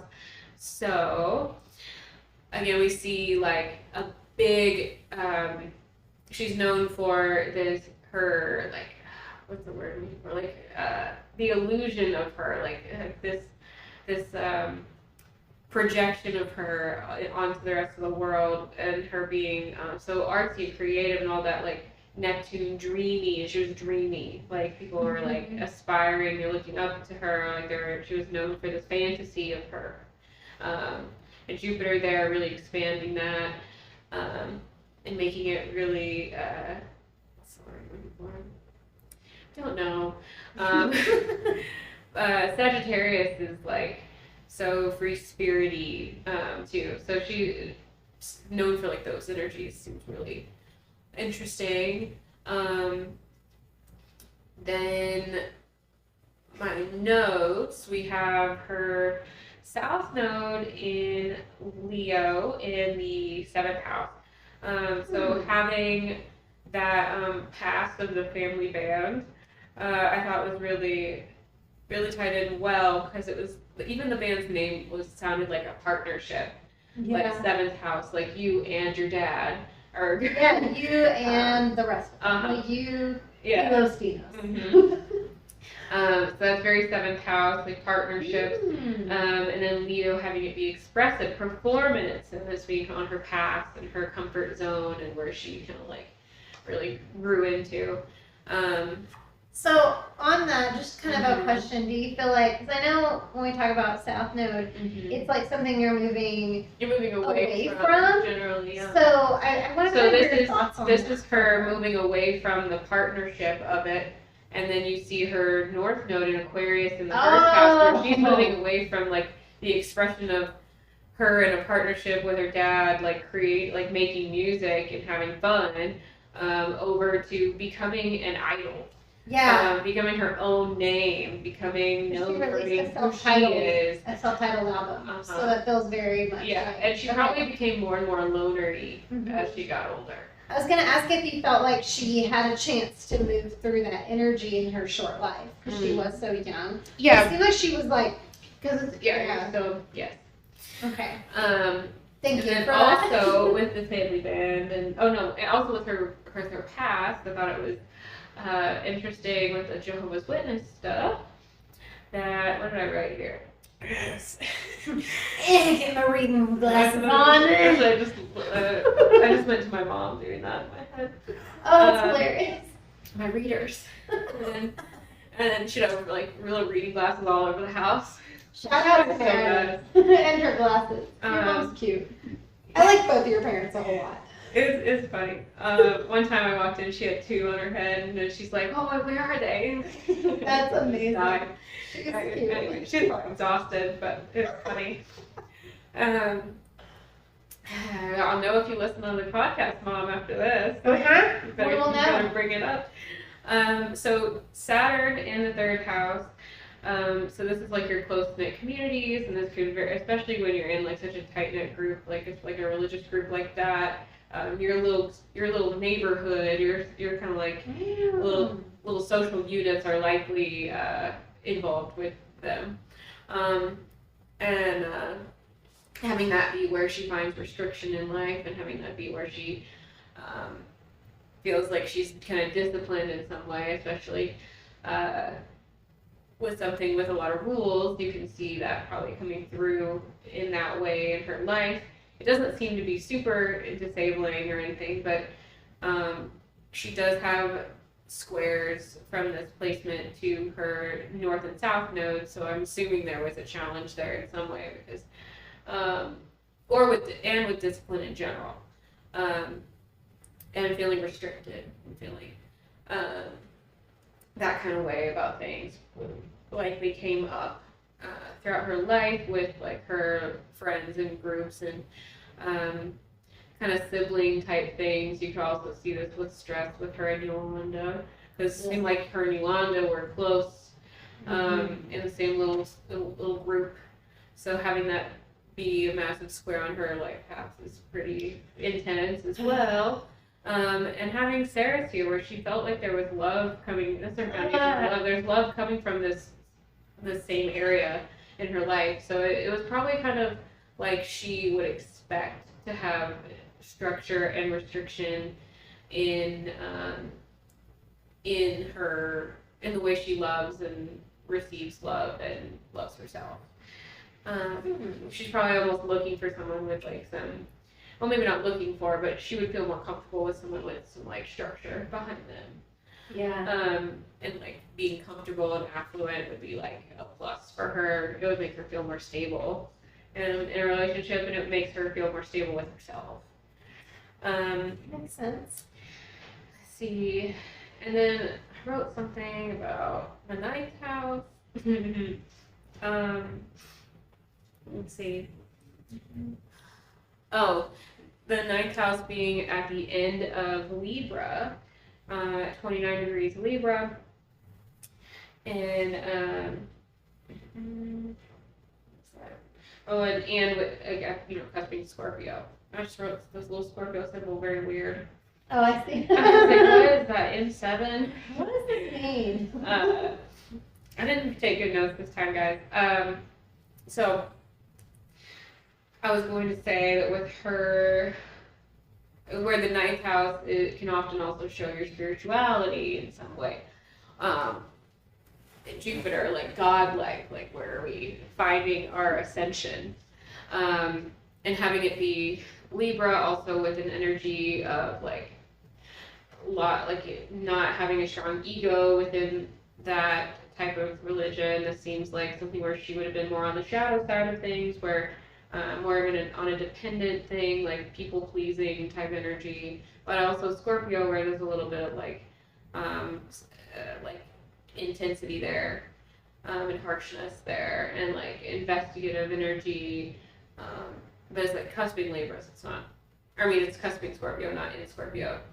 It's got more of that like we need to do what others think, especially like your partner. For her being the woman in that kind of dynamic, where she would be looking to, if they stayed strict in the church. So I think that that's interesting. But she seemed to like lean away from it as she got older. Yeah. Well, a big interesting thing about it is because they traveled so much, they didn't really have time, I don't think, to go to, to like attend everything. They call them meetings. They actually do. They don't call them like service. Yeah. They call them meetings at the Kingdom Hall. They don't call them churches either. And they don't have windows in the building. That's a really interesting feature, is you will never find windows in a Kingdom Hall. Well, I was going to say it would make sense if she leaned away from it as she got older, because there's a square, it would be a square from her ninth house cusp to her north node and her ascendant. So yeah, I just don't think they had that traditional life to foster those relationships super closely, like in a typical Jehovah's Witness community, where it's like extremely involved with everybody. Like it's the wedding I went to was the most interesting wedding I've ever witnessed. It'd be like, but anyway, it'd be That's very interesting. Yeah. It's an interesting vibe of just the whole room and everyone's relationship. Like her perspective on spirituality was probably influenced that way. Yeah. With the Libra energy. Her being like pretty smart, you see she's got Mercury close to her sun placement. We've got it in the third house, which is the house that it would rule through Gemini, or one of them. So having it there gives it a little bit more strength. And the third house can also show like primary school, like early learning, learning the basics of life, common sense, checking out common sense. So having Mercury there shows that she's probably like pretty decent at school, but having it in retrograde does bring a different approach to learning. It brings like a more internalized, she's going to be like really thinking, mulling things over in her mind more, and she's already so like artsy. It also can bring in like more of a creative tone, more of a poetic nature to speech and language and thought. So having it be like, I'm trying to say like, a lot of these people are smart, but they don't necessarily seem like it. Yeah. Like it's not like how people typically now, especially, will say, "Oh, you're smart." Like this may be someone who takes a little longer to pick up on something in school, but when they learn it, they kind of learn it their own way, like less lightly, more reserved, kind of like they usually take a little bit of a different approach. A lot of these people throughout their lives will be told that they're not smart when they are smart, they just kind of think about it a little bit differently, or they think about it a little bit more. It's really more effective when you think about it, because like someone who really takes the time to think through something and really see all the little caveats and nuances in their mind before they really like harness it or take it on or speak on it, like they can really learn things more effectively, in my opinion. It's a different learning style, but it's like a more in-depth type of versus like so with traditional, like what you were saying, traditional like smartness. It's really just like how well do you memorize and regurgitate information and do well on a test. Yeah. It's not necessarily like committing it to memory and really thinking about it and going through it. Like this energy is really lovely. Yeah, like having Mercury direct is kind of like, oh, witty banter, blah, blah, blah, blah, blah, I know the answers, here we go. Where retrograde, it's like, oh, yes, I realize that this impacts this, and this is how it is. So it's very like, and then in Taurus, it's, she's got Mercury in Taurus, at the beginning of Taurus. It's really, again, ruled by Venus, and she's got a little bit more of that, like, internalized, really like, I think she's going to be wanting to feel comfortable with what she thinks and like moves through it in her own time. Taurus is not like the fastest energy, but she is definitely like a smart. She's got the third house influence too, so it might speed it up a little bit. So it's interesting. I like looking at her Mercury placement. Also, Mercury retrograde having that poetic influence. If she was writing her own music, which she was, I see that. It's very lyrical, like Flavor of Mercury. Flavor of Mercury. That's like a dating show, and I would watch it. Flavors of Mercury. I would 100% watch that dating show. Can we make an ice cream? And like, you know how like Jimmy has his own ice cream flavor with it? Yes. Make your own ice cream, and it could be Flavors of Mercury by Dark Alignment. Okay. And each planet or each sign could have. I am absolutely obsessed with this idea, and yes, ice cream. We have a new side project. Can it be cashew ice cream? Because that's my favorite. That's my favorite vegan. too. Okay, cashew milk, vegan ice cream. I'm not vegan at all. I actually thrive on dairy, but I'm all on board with cashew ice cream, like exclusive. That's our name. Okay. All right. A new side. If anybody knows how to help us create this ice cream, we are ready. We're ready. Collaborate. We're ready to launch. Okay. Oh my god. Anyway, we don't have flavors, just names. I have an idea of what the energies of each of them are, so you know what I mean. I feel like, yeah, okay. Like Juno's gonna be some kind of like cherry something, I feel like. Anyways, I'm really going sidetracked now. Venus is a rose flavored ice cream. Ooh, and then Saturn being like a something spicy. Really? No. Saturn is gotta be like a really clean, distinct, like mint. Maybe mint. That seems a little too fun-loving. Really? Yeah. It's vanilla. It's gotta feel discerning. It's gotta feel. We should do a Patreon episode about this exact topic. Like I almost want it to taste like metal, like when you're sucking on like a aluminum. It has chunks of aluminum foil inside of it, and you chew. This is the worst. Okay, I'm writing this down for a Patreon idea. Just we'll go over this more thoroughly on Patreon. Subscribe to our Patreon to get this hot content. Okay. Maybe like a Red Bull flavor. I feel like Red Bull kind of tastes like metal, but Red Bull is like energy. I gotta brainstorm.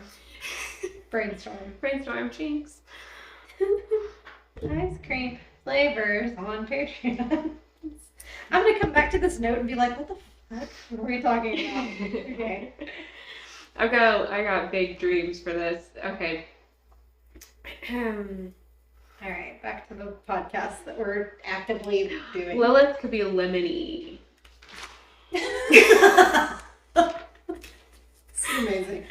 Okay. I'm really on it now. Okay. Back to this.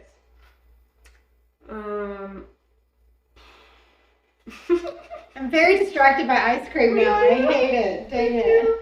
I'm really gotta move on to Yolanda's chart eventually. I don't know where we were in Solis is birthday cake. It's like extra and stupid. Maybe. Vesta could also be lemony. We are on ice cream hard right now. It's completely fine. This has encompassed my entire mind now. All right, so I think we can look at. Did I have anything else? Something with her. Oh, with her name being meaning like goddess of the moon. Yeah. So I wanted to mention that because her having all these things in her first house. The first house being like your identity, your persona. It also can bring up your name, I've noticed. So having the North Node right there, and Venus is very like goddessy, you know. It's very, and Folus being like extra. So like really just having like her name mean something so divine really shows in her chart. I love that. Also it being kind of a unique name. It is a trine over to Uranus, and then let's see. Yeah, it's really interesting placement. Oh, she also has this major grand trine on her chart, which I have to mention real quick, with Mars conjunct Vesta, trine Saturn conjunct Ceres, trine Pluto conjunct Lilith, and having all of these things with her like sense of discipline and structure in life, really harmonizing and accelerating her upward spiral type energy. With her ability to be like intense and transformative and empowering, and you see that with like how she really accelerates through her career and being, you know, what she's known for, especially being like not the first, but like one of the first few. It's like groundbreaking in her. She was the first to do so many things for Tejano music. Like she broke so many records. Like it was just really phenomenal. So that's a significant. And then with it also tying in with Mars and Vesta, with what she's devoted to in life and being motivated to reach these goals, it's really, really cool. Really cool grand trine she's got. It's an Earth trine, grand trine. Okay. It's time to chart that bitch. Oh, no. I'm so anxious about her. No. We're going to do her relationship with we're going to do Chrissy Poo. We've got Chrissy Poo. I wonder if she ever called them that. I don't know. I wonder if they had pet names for each other. Oh, I need to make it. Well, I'm going to look at just his chart for a second.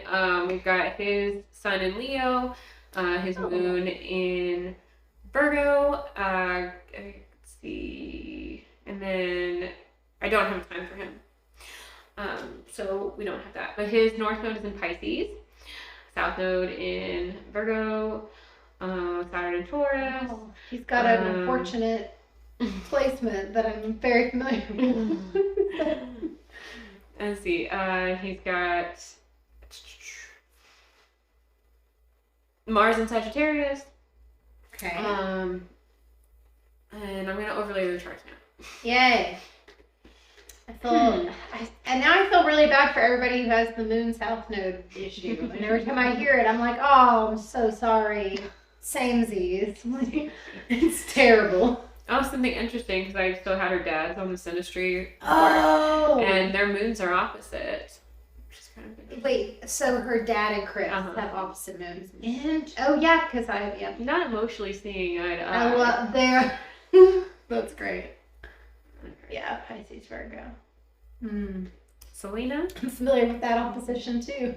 Yeah, it's a familiar. Not really an emotional approach to life. One thing on Selena's chart is Venus squared Juno. I really feel like she had challenges in her marriage. Especially with like her sense of worth and like properly being adored and like respected for the goddess that she is. Like I kind of just feel like there was stress. I love hearing that because they were so young. They weren't married for very long, so I don't know how. I don't know. It's hard to know. So let's see. Her Venus in Pisces, his Venus is in Cancer. So it is a water sign. Love language type setup, like their heart spaces are definitely going to be kind of getting along, very empathetic, similar ways that they're going to like exist in a loving energy together. He also has his conjunct Vesta and Lilith, so when he cares about someone, he really wants to nurture them, and he's really devoted to them, and he's really either finding empowerment through them or with them or for them. Also, a lot of sexual energy there. Also could be like emotional manipulation. We have, want to look at Juno's. There are Juno's. His is in Capricorn and hers is in Gemini. They're almost in opposition to each other the way that they're cusping the signs next to them. Almost. His is in retrograde, so he is a little bit older, but not enough for it to be like, oh, he got married later in life. But he might not have felt like he was really committed to a relationship until a little bit later on. I don't know if he, yeah. I don't need to go on to a bunch of speculation. So, for him, a commitment was like probably like a big institutionalized idea. For her, it seemed a little bit more. It's more Gemini. It's more like a little more playful, a little bit more like, I'm gonna be kind of smart about this, but like it's not the same thing as like super commitment Capricorn energy, if you know what I mean. Yeah. Like it's a little bit more it's like a socially lighter. It's lighter. It's I'm gonna kind of show up how it's gonna work out best for me right now. So, question here. Because they eloped, it feels more like it was Selena's like impulsive idea. Like she's like Sagittarius. But he would have been a little bit more. He would have been his Virgo moon. I can feel that probably being like, nah. I'm not so sure. It seemed like it was probably more hers. It does feel that way. I don't know, like. But they both probably got really emotionally wrapped up with their Venuses. Yeah. But I feel like the eloping specifically, like he maybe probably felt more traditional about how marriage and like how that commitment looked like. Yeah, I'm in Sagittarius. And then she's like, no, let's fucking just do it. Like, no, because my dad's causing problems and we need to get around that, so let's just do this shit. Like, I feel like she was very much like, let's do it. Like, also, retrograde could be showing up through him being kind of rushed into something, like it not being like a commitment that he chose right away. It's like, oh, he's kind of doing this to get around a situation. Yeah. A direct energy. Yeah, where hers is more direct. Yeah. It's more about, it's less about fuck you, dad, and more about like I'm crazy about you and I don't want to hide it. He does have like, you know, a fire sun sign. His Mars is in Sagittarius. His Pallas is in Sagittarius. Okay. So I could see how like he might not have been the first one to bring it up, but he was like, oh yeah, okay, yeah. It's a fantastic idea. Let's do it, honey. And he could get fired up about it, I think, but it feels like it was from her idea to me. Yeah. We have something that's really interesting with their charts is his sun is conjunct her south node. So this shows him showing up for her like earlier in life, more like, you know, the younger days. It can also show like him being energy she moves away from as she gets older. That's what I was curious about, like if she had lived longer, like if they would have grown apart later because of kind of that whole, I don't know. Yeah. There's no way to know, but it's interesting to think about and talk about. And then having his north node in Pisces conjunct her Venus is also really telling how like a lot of his life path had to do with being involved with her heart space, being involved with her goddess energy, with all of that, and adoring her was a big part of his life path. I wish I could see his midheaven. Let's see. Is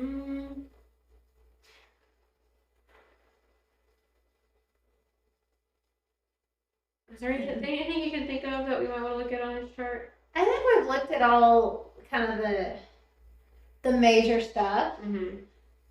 We can move on. Yeah, because he was actually like a shorter part of her life when you really look at it. Her life was so short anyway. He was kind of like a blip on the, like in the grand scheme, like, you know, And then Yolanda, of course, came in.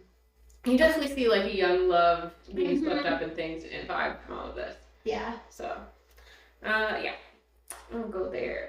Also like, yeah, I like their Venus is both in water signs and their sun signs both fire. I can see a lot of things there. And obviously they were in the same band, so both musicians. They've got things in common. They've got similar passions. They're creating together, and that can really strengthen meeting in her bond. past. It's a comfort zone type relationship. Yeah. Okay, Yolanda. She's like, that bitch. I don't know anything about her chart at all, so I'm interested to hear everything about this. Like, all right, so no birth time for her either. Dang it, I really want to know more about hers. Like, let's write her a letter in prison. So she was her birth I didn't look very hard for birth time, so it may be out there. And I didn't come across it anywhere, and I did try to find as much information. I wanted to know about her childhood and like how she became such a shit face. On one of my Google searches, it said something about a nurse. Yeah, I mentioned that in the story. That's what she did before she ended up being Selena's fan club manager and stuff. Is that she had been a CNA. Okay. So nurturing stuff, but like she used it to manipulate. I think. But well, guess where her Lilith is? Oh, God. In Cancer. Nurturing energy that you just mentioned. That makes sense. Yeah, and then Virgo, which is a lot of kind of like nurse energy to me. It's good nurse energy. I feel that. Guess where her sun and moon are? And North Node. Okay, Sun and Pluto. Sun, I don't know. I feel like it's an air sign for some reason. No, her sun and moon are in Virgo. Oh, they're both in Virgo? Yeah. Really? Yeah, she's double Virgo. Interesting. At least. And then her North Node and Pluto are also there. So that's very telling as well. Okay. And something super fascinating is her sun sign is conjunct Selena's Lilith and Pluto. So they both have Pluto in Virgo, but they were born, they were born within the same window of Pluto ingress there. But the sun sign being conjunct Lilith and Pluto for Selena is really extreme, because that being the person who existed, your sun sign is like your existence, your being in this life. It can show a lot more than that, but it's part of it. And having it be like involved with Selena's empowerment and like transitions and death, very. It's also in Selena's 8th house. Oh, all of this is right into her 8th house, like right away in her 8th house. So you can see with her death right away, like her empowerment being taken away, it being like harsh. Pluto can be really harsh, like quick, fast. Type thing. Also manipulation being involved, like we said. There's a quintile from her Lilith over to Selena's Lilith, and all of this little conjunction going on in her 8th house. So again, we see like a lot of manipulation involved with this relationship.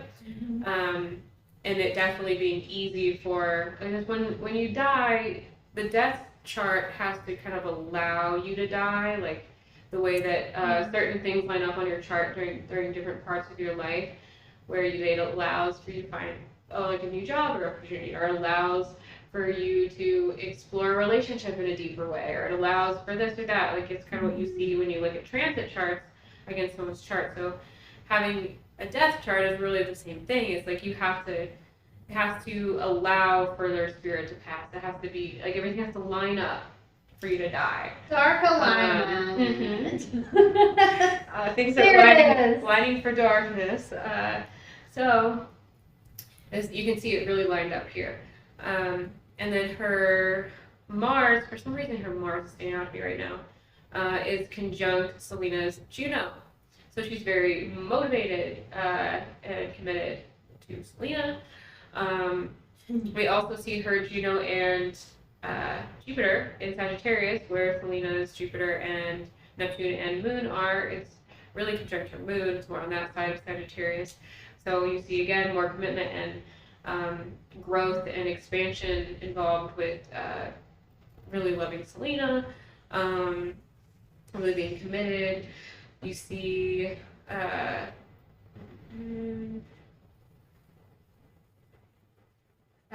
Uranus trine Selena's sun sign. Jupiter also trines Selena's sun sign. So again, having this like unique energy and growth and expansion, so you can really see like, oh, I'm gonna be the one to start the fan club. I'm gonna be the one, I'm gonna be the one to make this into a whole bigger thing. It's very like that. And then you've got that also makes Uranus conjunct her Selena's south node. So she found Selena kind of earlier on, didn't she? Yeah. And having it be like more from the person from the past because it's someone they kind of like grew with together. Yep, that's why she trusted her so much. She's like, you've been with me this whole time and supporting me and so And this is where like Yolanda finds her individuality. Like it's part of her individuality to be so involved with Selena and her past. Her specialness. It makes her and so her special. being in Selena's existence. It makes her I hate this bitch so much. Yeah. And then her north, let's see. I don't know what I'm saying. Oh, and Selena's north node. This is, okay, here we go. All right. So Selena's first house with her north node in it shows Yolanda, Ceres, and Chiron and south node. So we see when, they're not exactly opposite each other. They're almost a whole sign away. They're more of quincunxing each other, the north and south nodes. But when you see them like crossed like that, it's like they're kind of bound together. Like their life paths are bound together, but they're not going the same way. So you see them kind of like being bound and then holding each other back. So it's like you can really see how that lined out. It's also a little bit of like an opposing energy. It literally being in the houses. With the house, it's in opposing houses for Selena. So you see, like, kind of resistance bands. My brain was seeing it when you like wrap it around something and pull. Mm-hmm. It felt like it was like just pulling. Kind of like that, but if they were pulled like in opposite directions. Yeah. So then, having it be like opposing houses, where like my mom and I have opposing north and south nodes almost exactly. Really? Yeah. So it's like we can see each other's, but like objectives in life, but it's like we're going totally different directions. It's like, that is so. So like having like her past is probably more like where I'm headed in my future, and like vice versa. I had that with my ex. Mm-hmm. We had that placement where there was a moment in time where we were like really, really aligned, and then we were going in such opposite directions that it had to end. Yeah. So like I'm familiar with that energy too. Yeah, definitely. If you're looking at like longevity and relationships and stuff, look at north and south nodes for sure. A lot of people don't mention that when they look at like Synastry readings and couples readings. I do though, so book a Synastry reading with me on my website. Yes. So back to Selena. So having those in opposite houses, it kind of really brings that to like her stardom and her individuality and her shadow and bad partnerships, and partnerships with it being bad because of like the opposing directions. But you see it like flipped in there. So where Selena's wanting to continue with her life, but the further she goes, the more it's opposing the area of life from like Yolanda's perspective.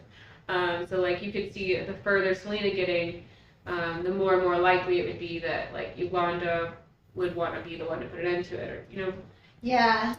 And then with Chiron being there, having it be involved with trauma, where like it's almost like Yolanda or Selena's success is like traumatizing for Yolanda. Yeah. But, like she might also feel like it's healing and it's very weird dynamic. It's a weird dynamic. It's like and there's she's love jealous. There's there. It feels like jealousy, but also obsession. It's like this fine line between like love and hate, and like this very passionate energy. Like wanting to be like her, but being like, I'm not like her. It's a weird. And Pholus in the 12th house, really getting caught up in like the fantasies of things and like kind of imprisoning yourself in that at the same time. It also feels like she sees Selena slipping away from her grasp. Like, the more famous Selena gets, the less time she has to, like, spin And wanting to around have Yolanda. control of her life. Yes. Like it feels like making sure I'm so involved. I'm very involved now. It makes her feel less special, Yeah. too. Like, I feel like that. Like, the more successful Selena got, the more triggered Yolanda was getting. God, this is a crazy dynamic. It is a crazy dynamic. It's really wild. So with her getting like obsessive, Mm-hmm. she has Neptune and Scorpio, and this is in Selena's 9th house. So having it be involved with like Selena's journey, and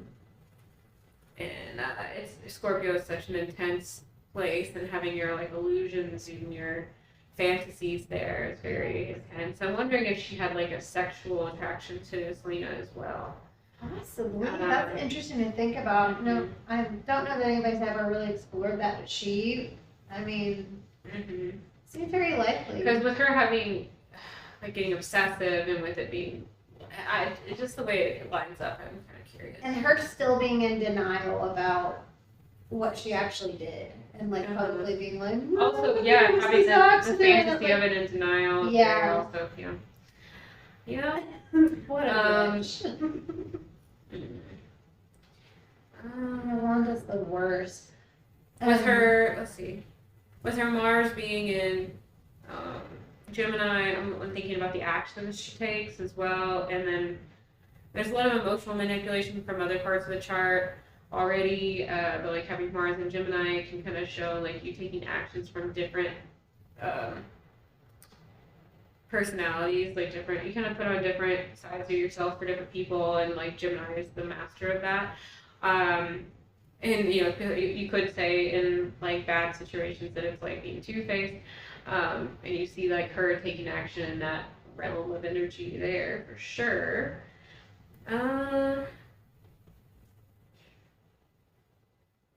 Anything else on this chart? I want to see her death chart. That's what I'm going to do next. So will you overlay the death chart with their two charts, or how do you normally My do programs won't do that, but Okay. after I've looked at this for a minute, I can usually remember Yeah. enough to be like, oh, this. I was just curious. I feel like I usually ask you how do you do these things, but like the more I get used to seeing charts and understanding them and like know where you're talking about and I can look at the chart, it's helping me to hear it visually and like go through it. So it makes me more curious to see it visually. For which sure. is fun. I'm getting better at just So first, let's understanding what I do see. Selena against her death chart. okay. Selena's death chart, we do have a time, so it's really cool. I We like have two having- times I know. because she died twice. Yes. Which is crazy. So I'm gonna toggle between the actual time and an hour before. Okay. So when we have, I don't know if we've ever had two death times before. no, I don't think so. That's really interesting. Maybe we use that in marketing this episode. Yeah, she has two death Selena times. died twice. Did you She know? did. It's crazy. So something fascinating with her death is that it was right after an Aries new moon. We have, and also with Yolanda's chart, we would see that she was born around a new moon Okay. Virgo. Sun and moon in the same sign, new moon. Opposite signs, full moon. So she died right after a new moon, right during new moon, in her sun sign. So it was really like intensified energy of her and her being. Her life was like a theme. Also, the sun was right conjunct her at the same degree of her Chiron and Pallas, which is also really intense energy, really traumatic type. It allows for more traumatic energies to come through. There is a lunar trine to her south node. There's the Chiron sun trines over to Mars, all this like Leo stuff going on. Because Mars was in Leo. I'm getting like frazzled trying to explain. Let's see what I want to say. The ascendant of her death. The ascendant was at the end of Cancer. And isn't that where... No, I'm gonna wait before I pull up Yolanda's. It is where her sun, so her final death, what was on the horizon was a conflict to her being her physical self, her existence. An hour prior, this transit, this aspect was not happening. So she wasn't really able to die until the horizon shifted a little bit more. And whatever house system you use, that will still be in Cancer. So it'll still be at that degree that was on the horizon. That's interesting. I mean, some people would back it up to the beginning of Cancer, I guess, but you know what I'm saying. I guess equal houses would also have it. And then there's also squares from there to Neptune and Uranus. More emphasis on like deception. It's all your 12th house, fantasies, illusions. Saturn was on her Venus, restricting the adoration. I'm pretty sure this stuff is going to line up with some of the things on Yolanda's chart really well. Venus, she was having a Venus return. Venus was also in Pisces, where her Venus is in her first house. It was conjunct her Pholus, though. It was a little earlier on. So having like that extra energy coming through related to her being adored. Also a massive square over to Jupiter and Neptune and transit or death chart Pluto, which would be very death. Where Pluto had just entered her 10th house of what she becomes known for. And Pluto being related to death again, and transitions and intensity, darkness, things unseen, mysteries. Having this be in her midheaven makes a lot of sense. Jupiter was also in her midheaven. She was having a Jupiter return. We see a lot of returns with death charts lately. We do. We got Jupiter return where it makes it more expanded again. We have Chiron coming over to her Lilith placement, and Pholus also coming there in Virgo, which is where we know Yolanda has a lot of stuff. Mm-hmm. So there we see trauma impacted by, again, disempowering her, with Lilith being involved, and her Pluto.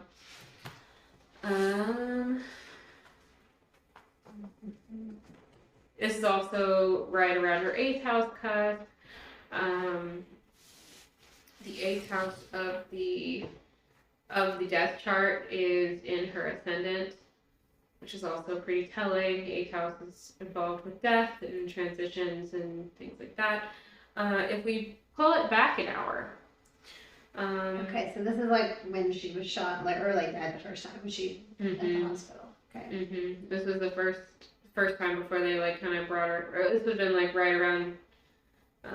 So she was pronounced dead on arrival at the hospital an hour prior. So like they had rushed her from the scene to there. Like people were on the scene pretty quickly. So this was around when she would have been dead the first time. It would have been, takes a second to bleed. So yeah, I think that's right. Like timing wise. Around then, we see a square from the ascendant to the Chiron conjunct Pallas conjunct death chart sun placement. So it's like and this is all happening in Aries. Having this Aries energy behind it really brings that quick fire, like literally like quick fire gunshot. We say Aries energy is like gunshot, like power, like especially this seems like a short range shot. If it was like a sniper, like maybe more Sagittarius. But like, oh my gosh, you know what I mean? Like this is like direct. Mm-hmm. Like that. But I love that description a whole lot.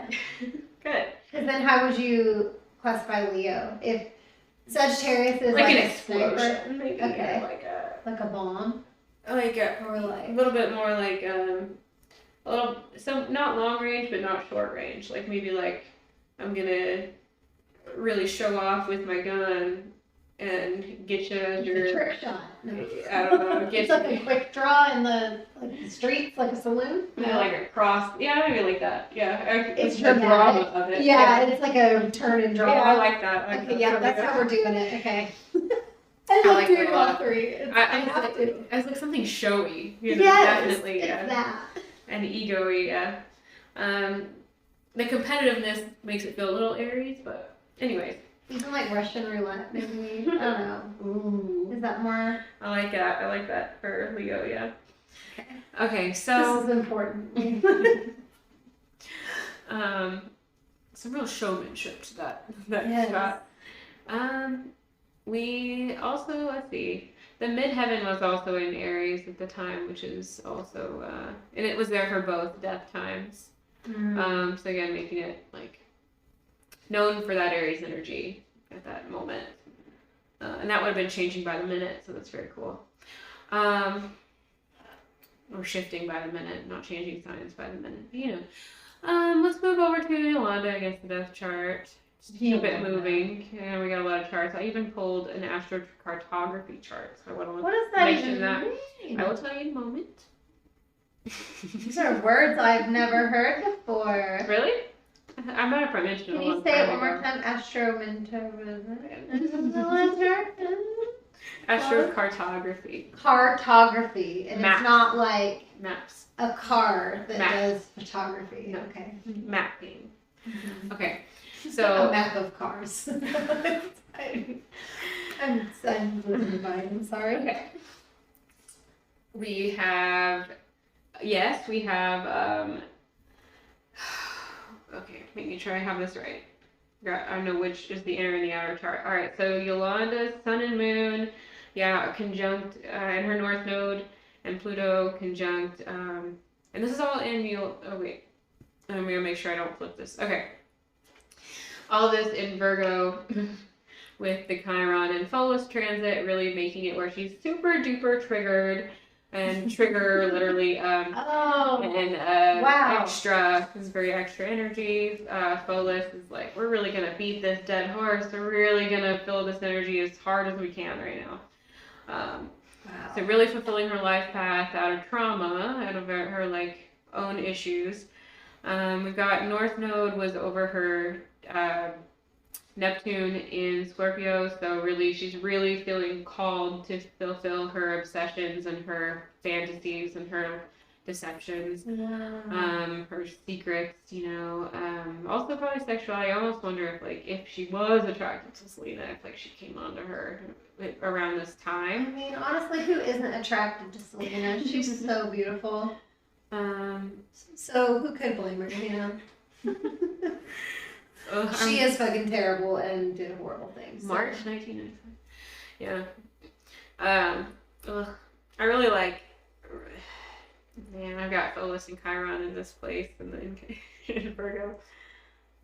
Are we looking at the actual death time, or are we looking at where the shooting, like that? Ooh, yeah. Shooting. I mean, it's still in the same place. It's still the same. Yeah. Okay. But the ascendant of the shooting is right on her Lilith, again with like emotional manipulation, and they had a lot of Lilith stuff going on, and we kind of saw that with like Gypsy Rose and Turmoil too. Yeah. So a lot of this like influencing and lying and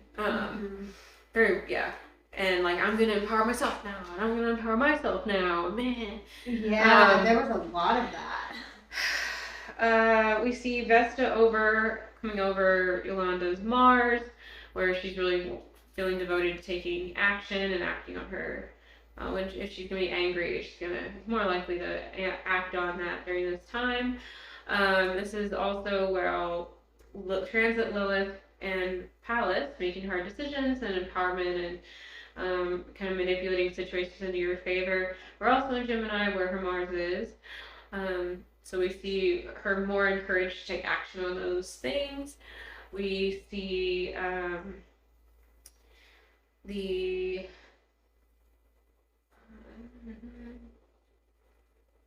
her Saturn was over her South Node at the time, which could be a really stressful time.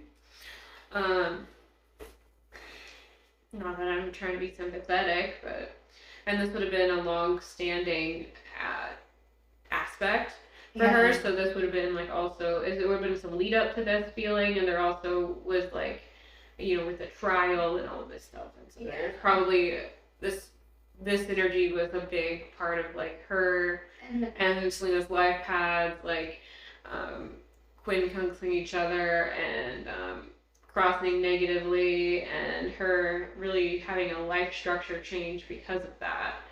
And like the stress she was feeling was just like because she had been caught. It's like they caught me embezzling the money. They're confronting me now.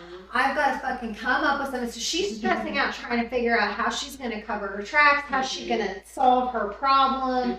So she's like desperate energy at this point because she knows if she doesn't come up with this, she's going to go to jail. She doesn't want to go to jail, so she does something else that makes sure she goes to jail. It's just like her plan was very stupid, but it was also, you can tell it was formed in a place of desperation, panic, no forethought really with like how it's going to end for me. Because if your whole goal is to avoid prison, I'm pretty sure shooting a celebrity and people seeing you do it in a public space is not going to work out for you. Like it just, it's a panic plan. It's a lot of, definitely. But it was stressful. She was stressed out, which is why she did it. But stressed because of something she did, especially, Venus was conjunct her Chiron at the time, so more themes of that.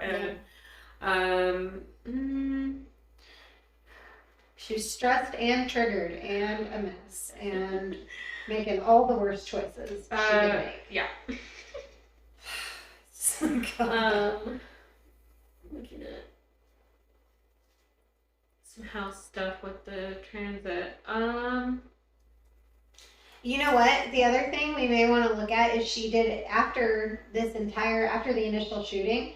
There was a 9-hour standoff where she sat in the truck with a gun to her head. So 9 hours from now, what was going on when she surrendered? Maybe we can see something else there because she's literally sitting there causing a scene, threatening to kill herself, like after just doing all this. So she's still making a whole production of it and still like victim, like I'm the victim here. Yeah. It's, just hate everything. Also Jupiter was going over her Juno, which is again like really expanding and stuff happening with her opportunities, with her sense of commitment.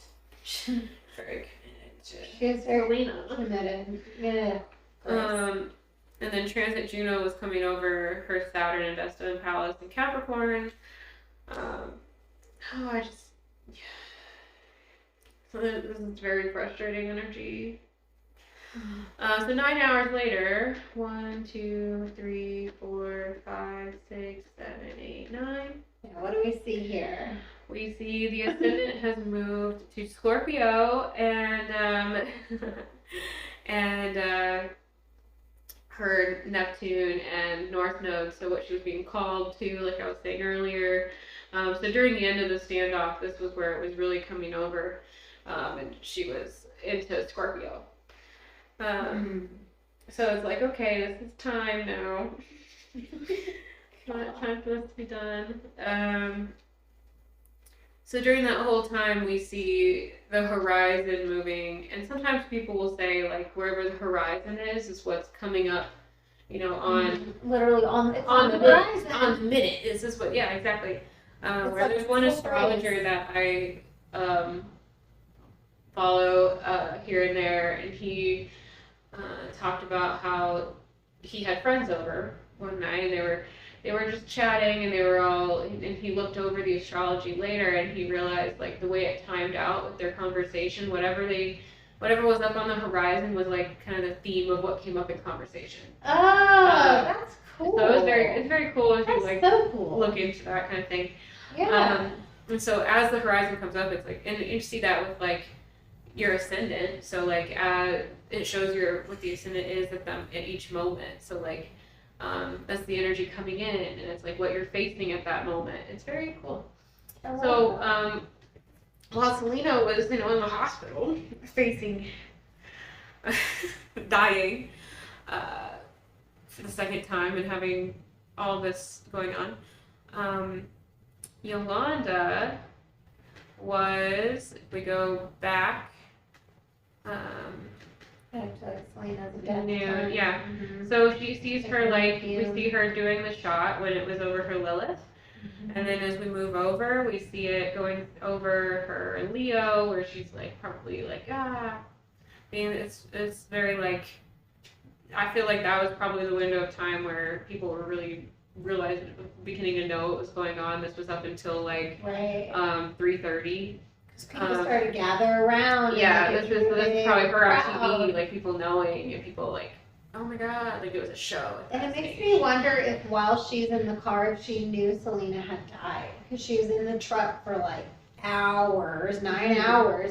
Like, I don't know if I feel like it wouldn't be helpful for police to be like, hey, you murdered her actually. Like, she may have still had like this glimmer of hope that maybe Selena had survived and that she wouldn't be in as much trouble. Like, I feel like then telling her Selena had died would only increase the likelihood of her committing suicide. Yeah. So I don't know. I feel like maybe she didn't know that until after she was apprehended that she was being charged with murder. And Uranus here, her natal Uranus is here. Also, transit Mars and Ceres are here, so it's like probably like realizing how much she cares about Selena, and then like feeling like standing by like her, like figuring out something with like something she actually did. That would have been a big focus. And then Uranus, they can be kind of like eccentric, standalone, isolated energy, electric energy. It's very, like, I could see like, I'm gonna do it, kind of like coming through as the horizon moves over there. But and then it moves over her Pluto, which is again more intense energy, like death-oriented energy. And over her moon, going over her feelings, and this is where Chiron and Pholus and her North Node are. Around like getting put more into like 5 o'clock that day. And then as it gets to be 6 o'clock, it moves into Libra. So we have more things like, oh, we were partners. She was my sister. Like someone I was, and Mercury goes over her Mercury. Like, what was I thinking? I cared about her. Goes over her Venus. Man, she really went through the whole thing. And then it would be entering Scorpio, like I said at the end. So you see it kind of going over those themes. And then I guess as she gave it up and then she was arrested, I take it. Yep. That was all during Ascendant in Scorpio. And then like the Ascendant would have been in Sagittarius not long after that, like that late that night, like her first night at being right. What a day! She starts the day, and this has squares to her like sun and moon and things like that. So you can see like, oh, there's a real conflicting energy there. So it's kind of interesting. Is there anything else on the death chart with her? I wish we had a birth time for Yolanda so we could really like look at details more. I would love to see more on her chart. It's just so interesting to think about how she started that day and how she ended that day. By noon, she committed murder. That morning, she was, going to a hospital, getting an examination for physical and sexual assault. Then by the end of the day, she's holding a gun to her head, and then she's going to jail. Like, that is one fucking hell of a fucking day. Yeah. It's crazy when you think of everything that happened in such a short span of time. Like, and then something I thought was interesting is how all these events in her life seem to take place in a very localized area. Yeah, like where like, usually we see some kind of like shift, and I kind of want to go back and look at some of other people who had we've covered and how like their astrocartography looks, because like some of those people didn't really move far away. Like, what's his name? He like moved into his mom's house after she died. Oh, okay. So, he moved across the country. Yeah. Oh no, you're talking about Enki. Because Ed Kemper moved across the country. Ed Gein never left that family farm, stayed home. And I'd be curious to see that. He already lived with mommy. Because when she died, he like preserved her and did a bunch of weird shit. Season 1, episode 8. Yes, season 1, episode 8. When you go different places, you can feel the energies of different places, but you can also feel how they affect you in your chart. So this really lays out your chart over like a map, a world map. Okay. And so just to put it very basic. So when I look at her astrocartography chart, for her, the area that she, was born and like grew up and died in, it's all within the line of, there's a lot going on, don't touch that. Her Mars, based off the, I don't know how to phrase all of this exactly, but it's between her ascendant Mars line and her ascendant Venus line, bringing in the energy where she's showing up with this really passionate, loving energy. Just very basic. I'm not trying to cover this intensely, but with her being in that area, it enforces her being like really motivated and stuff like that, and people like really caring about her and her being caring. And then it's between her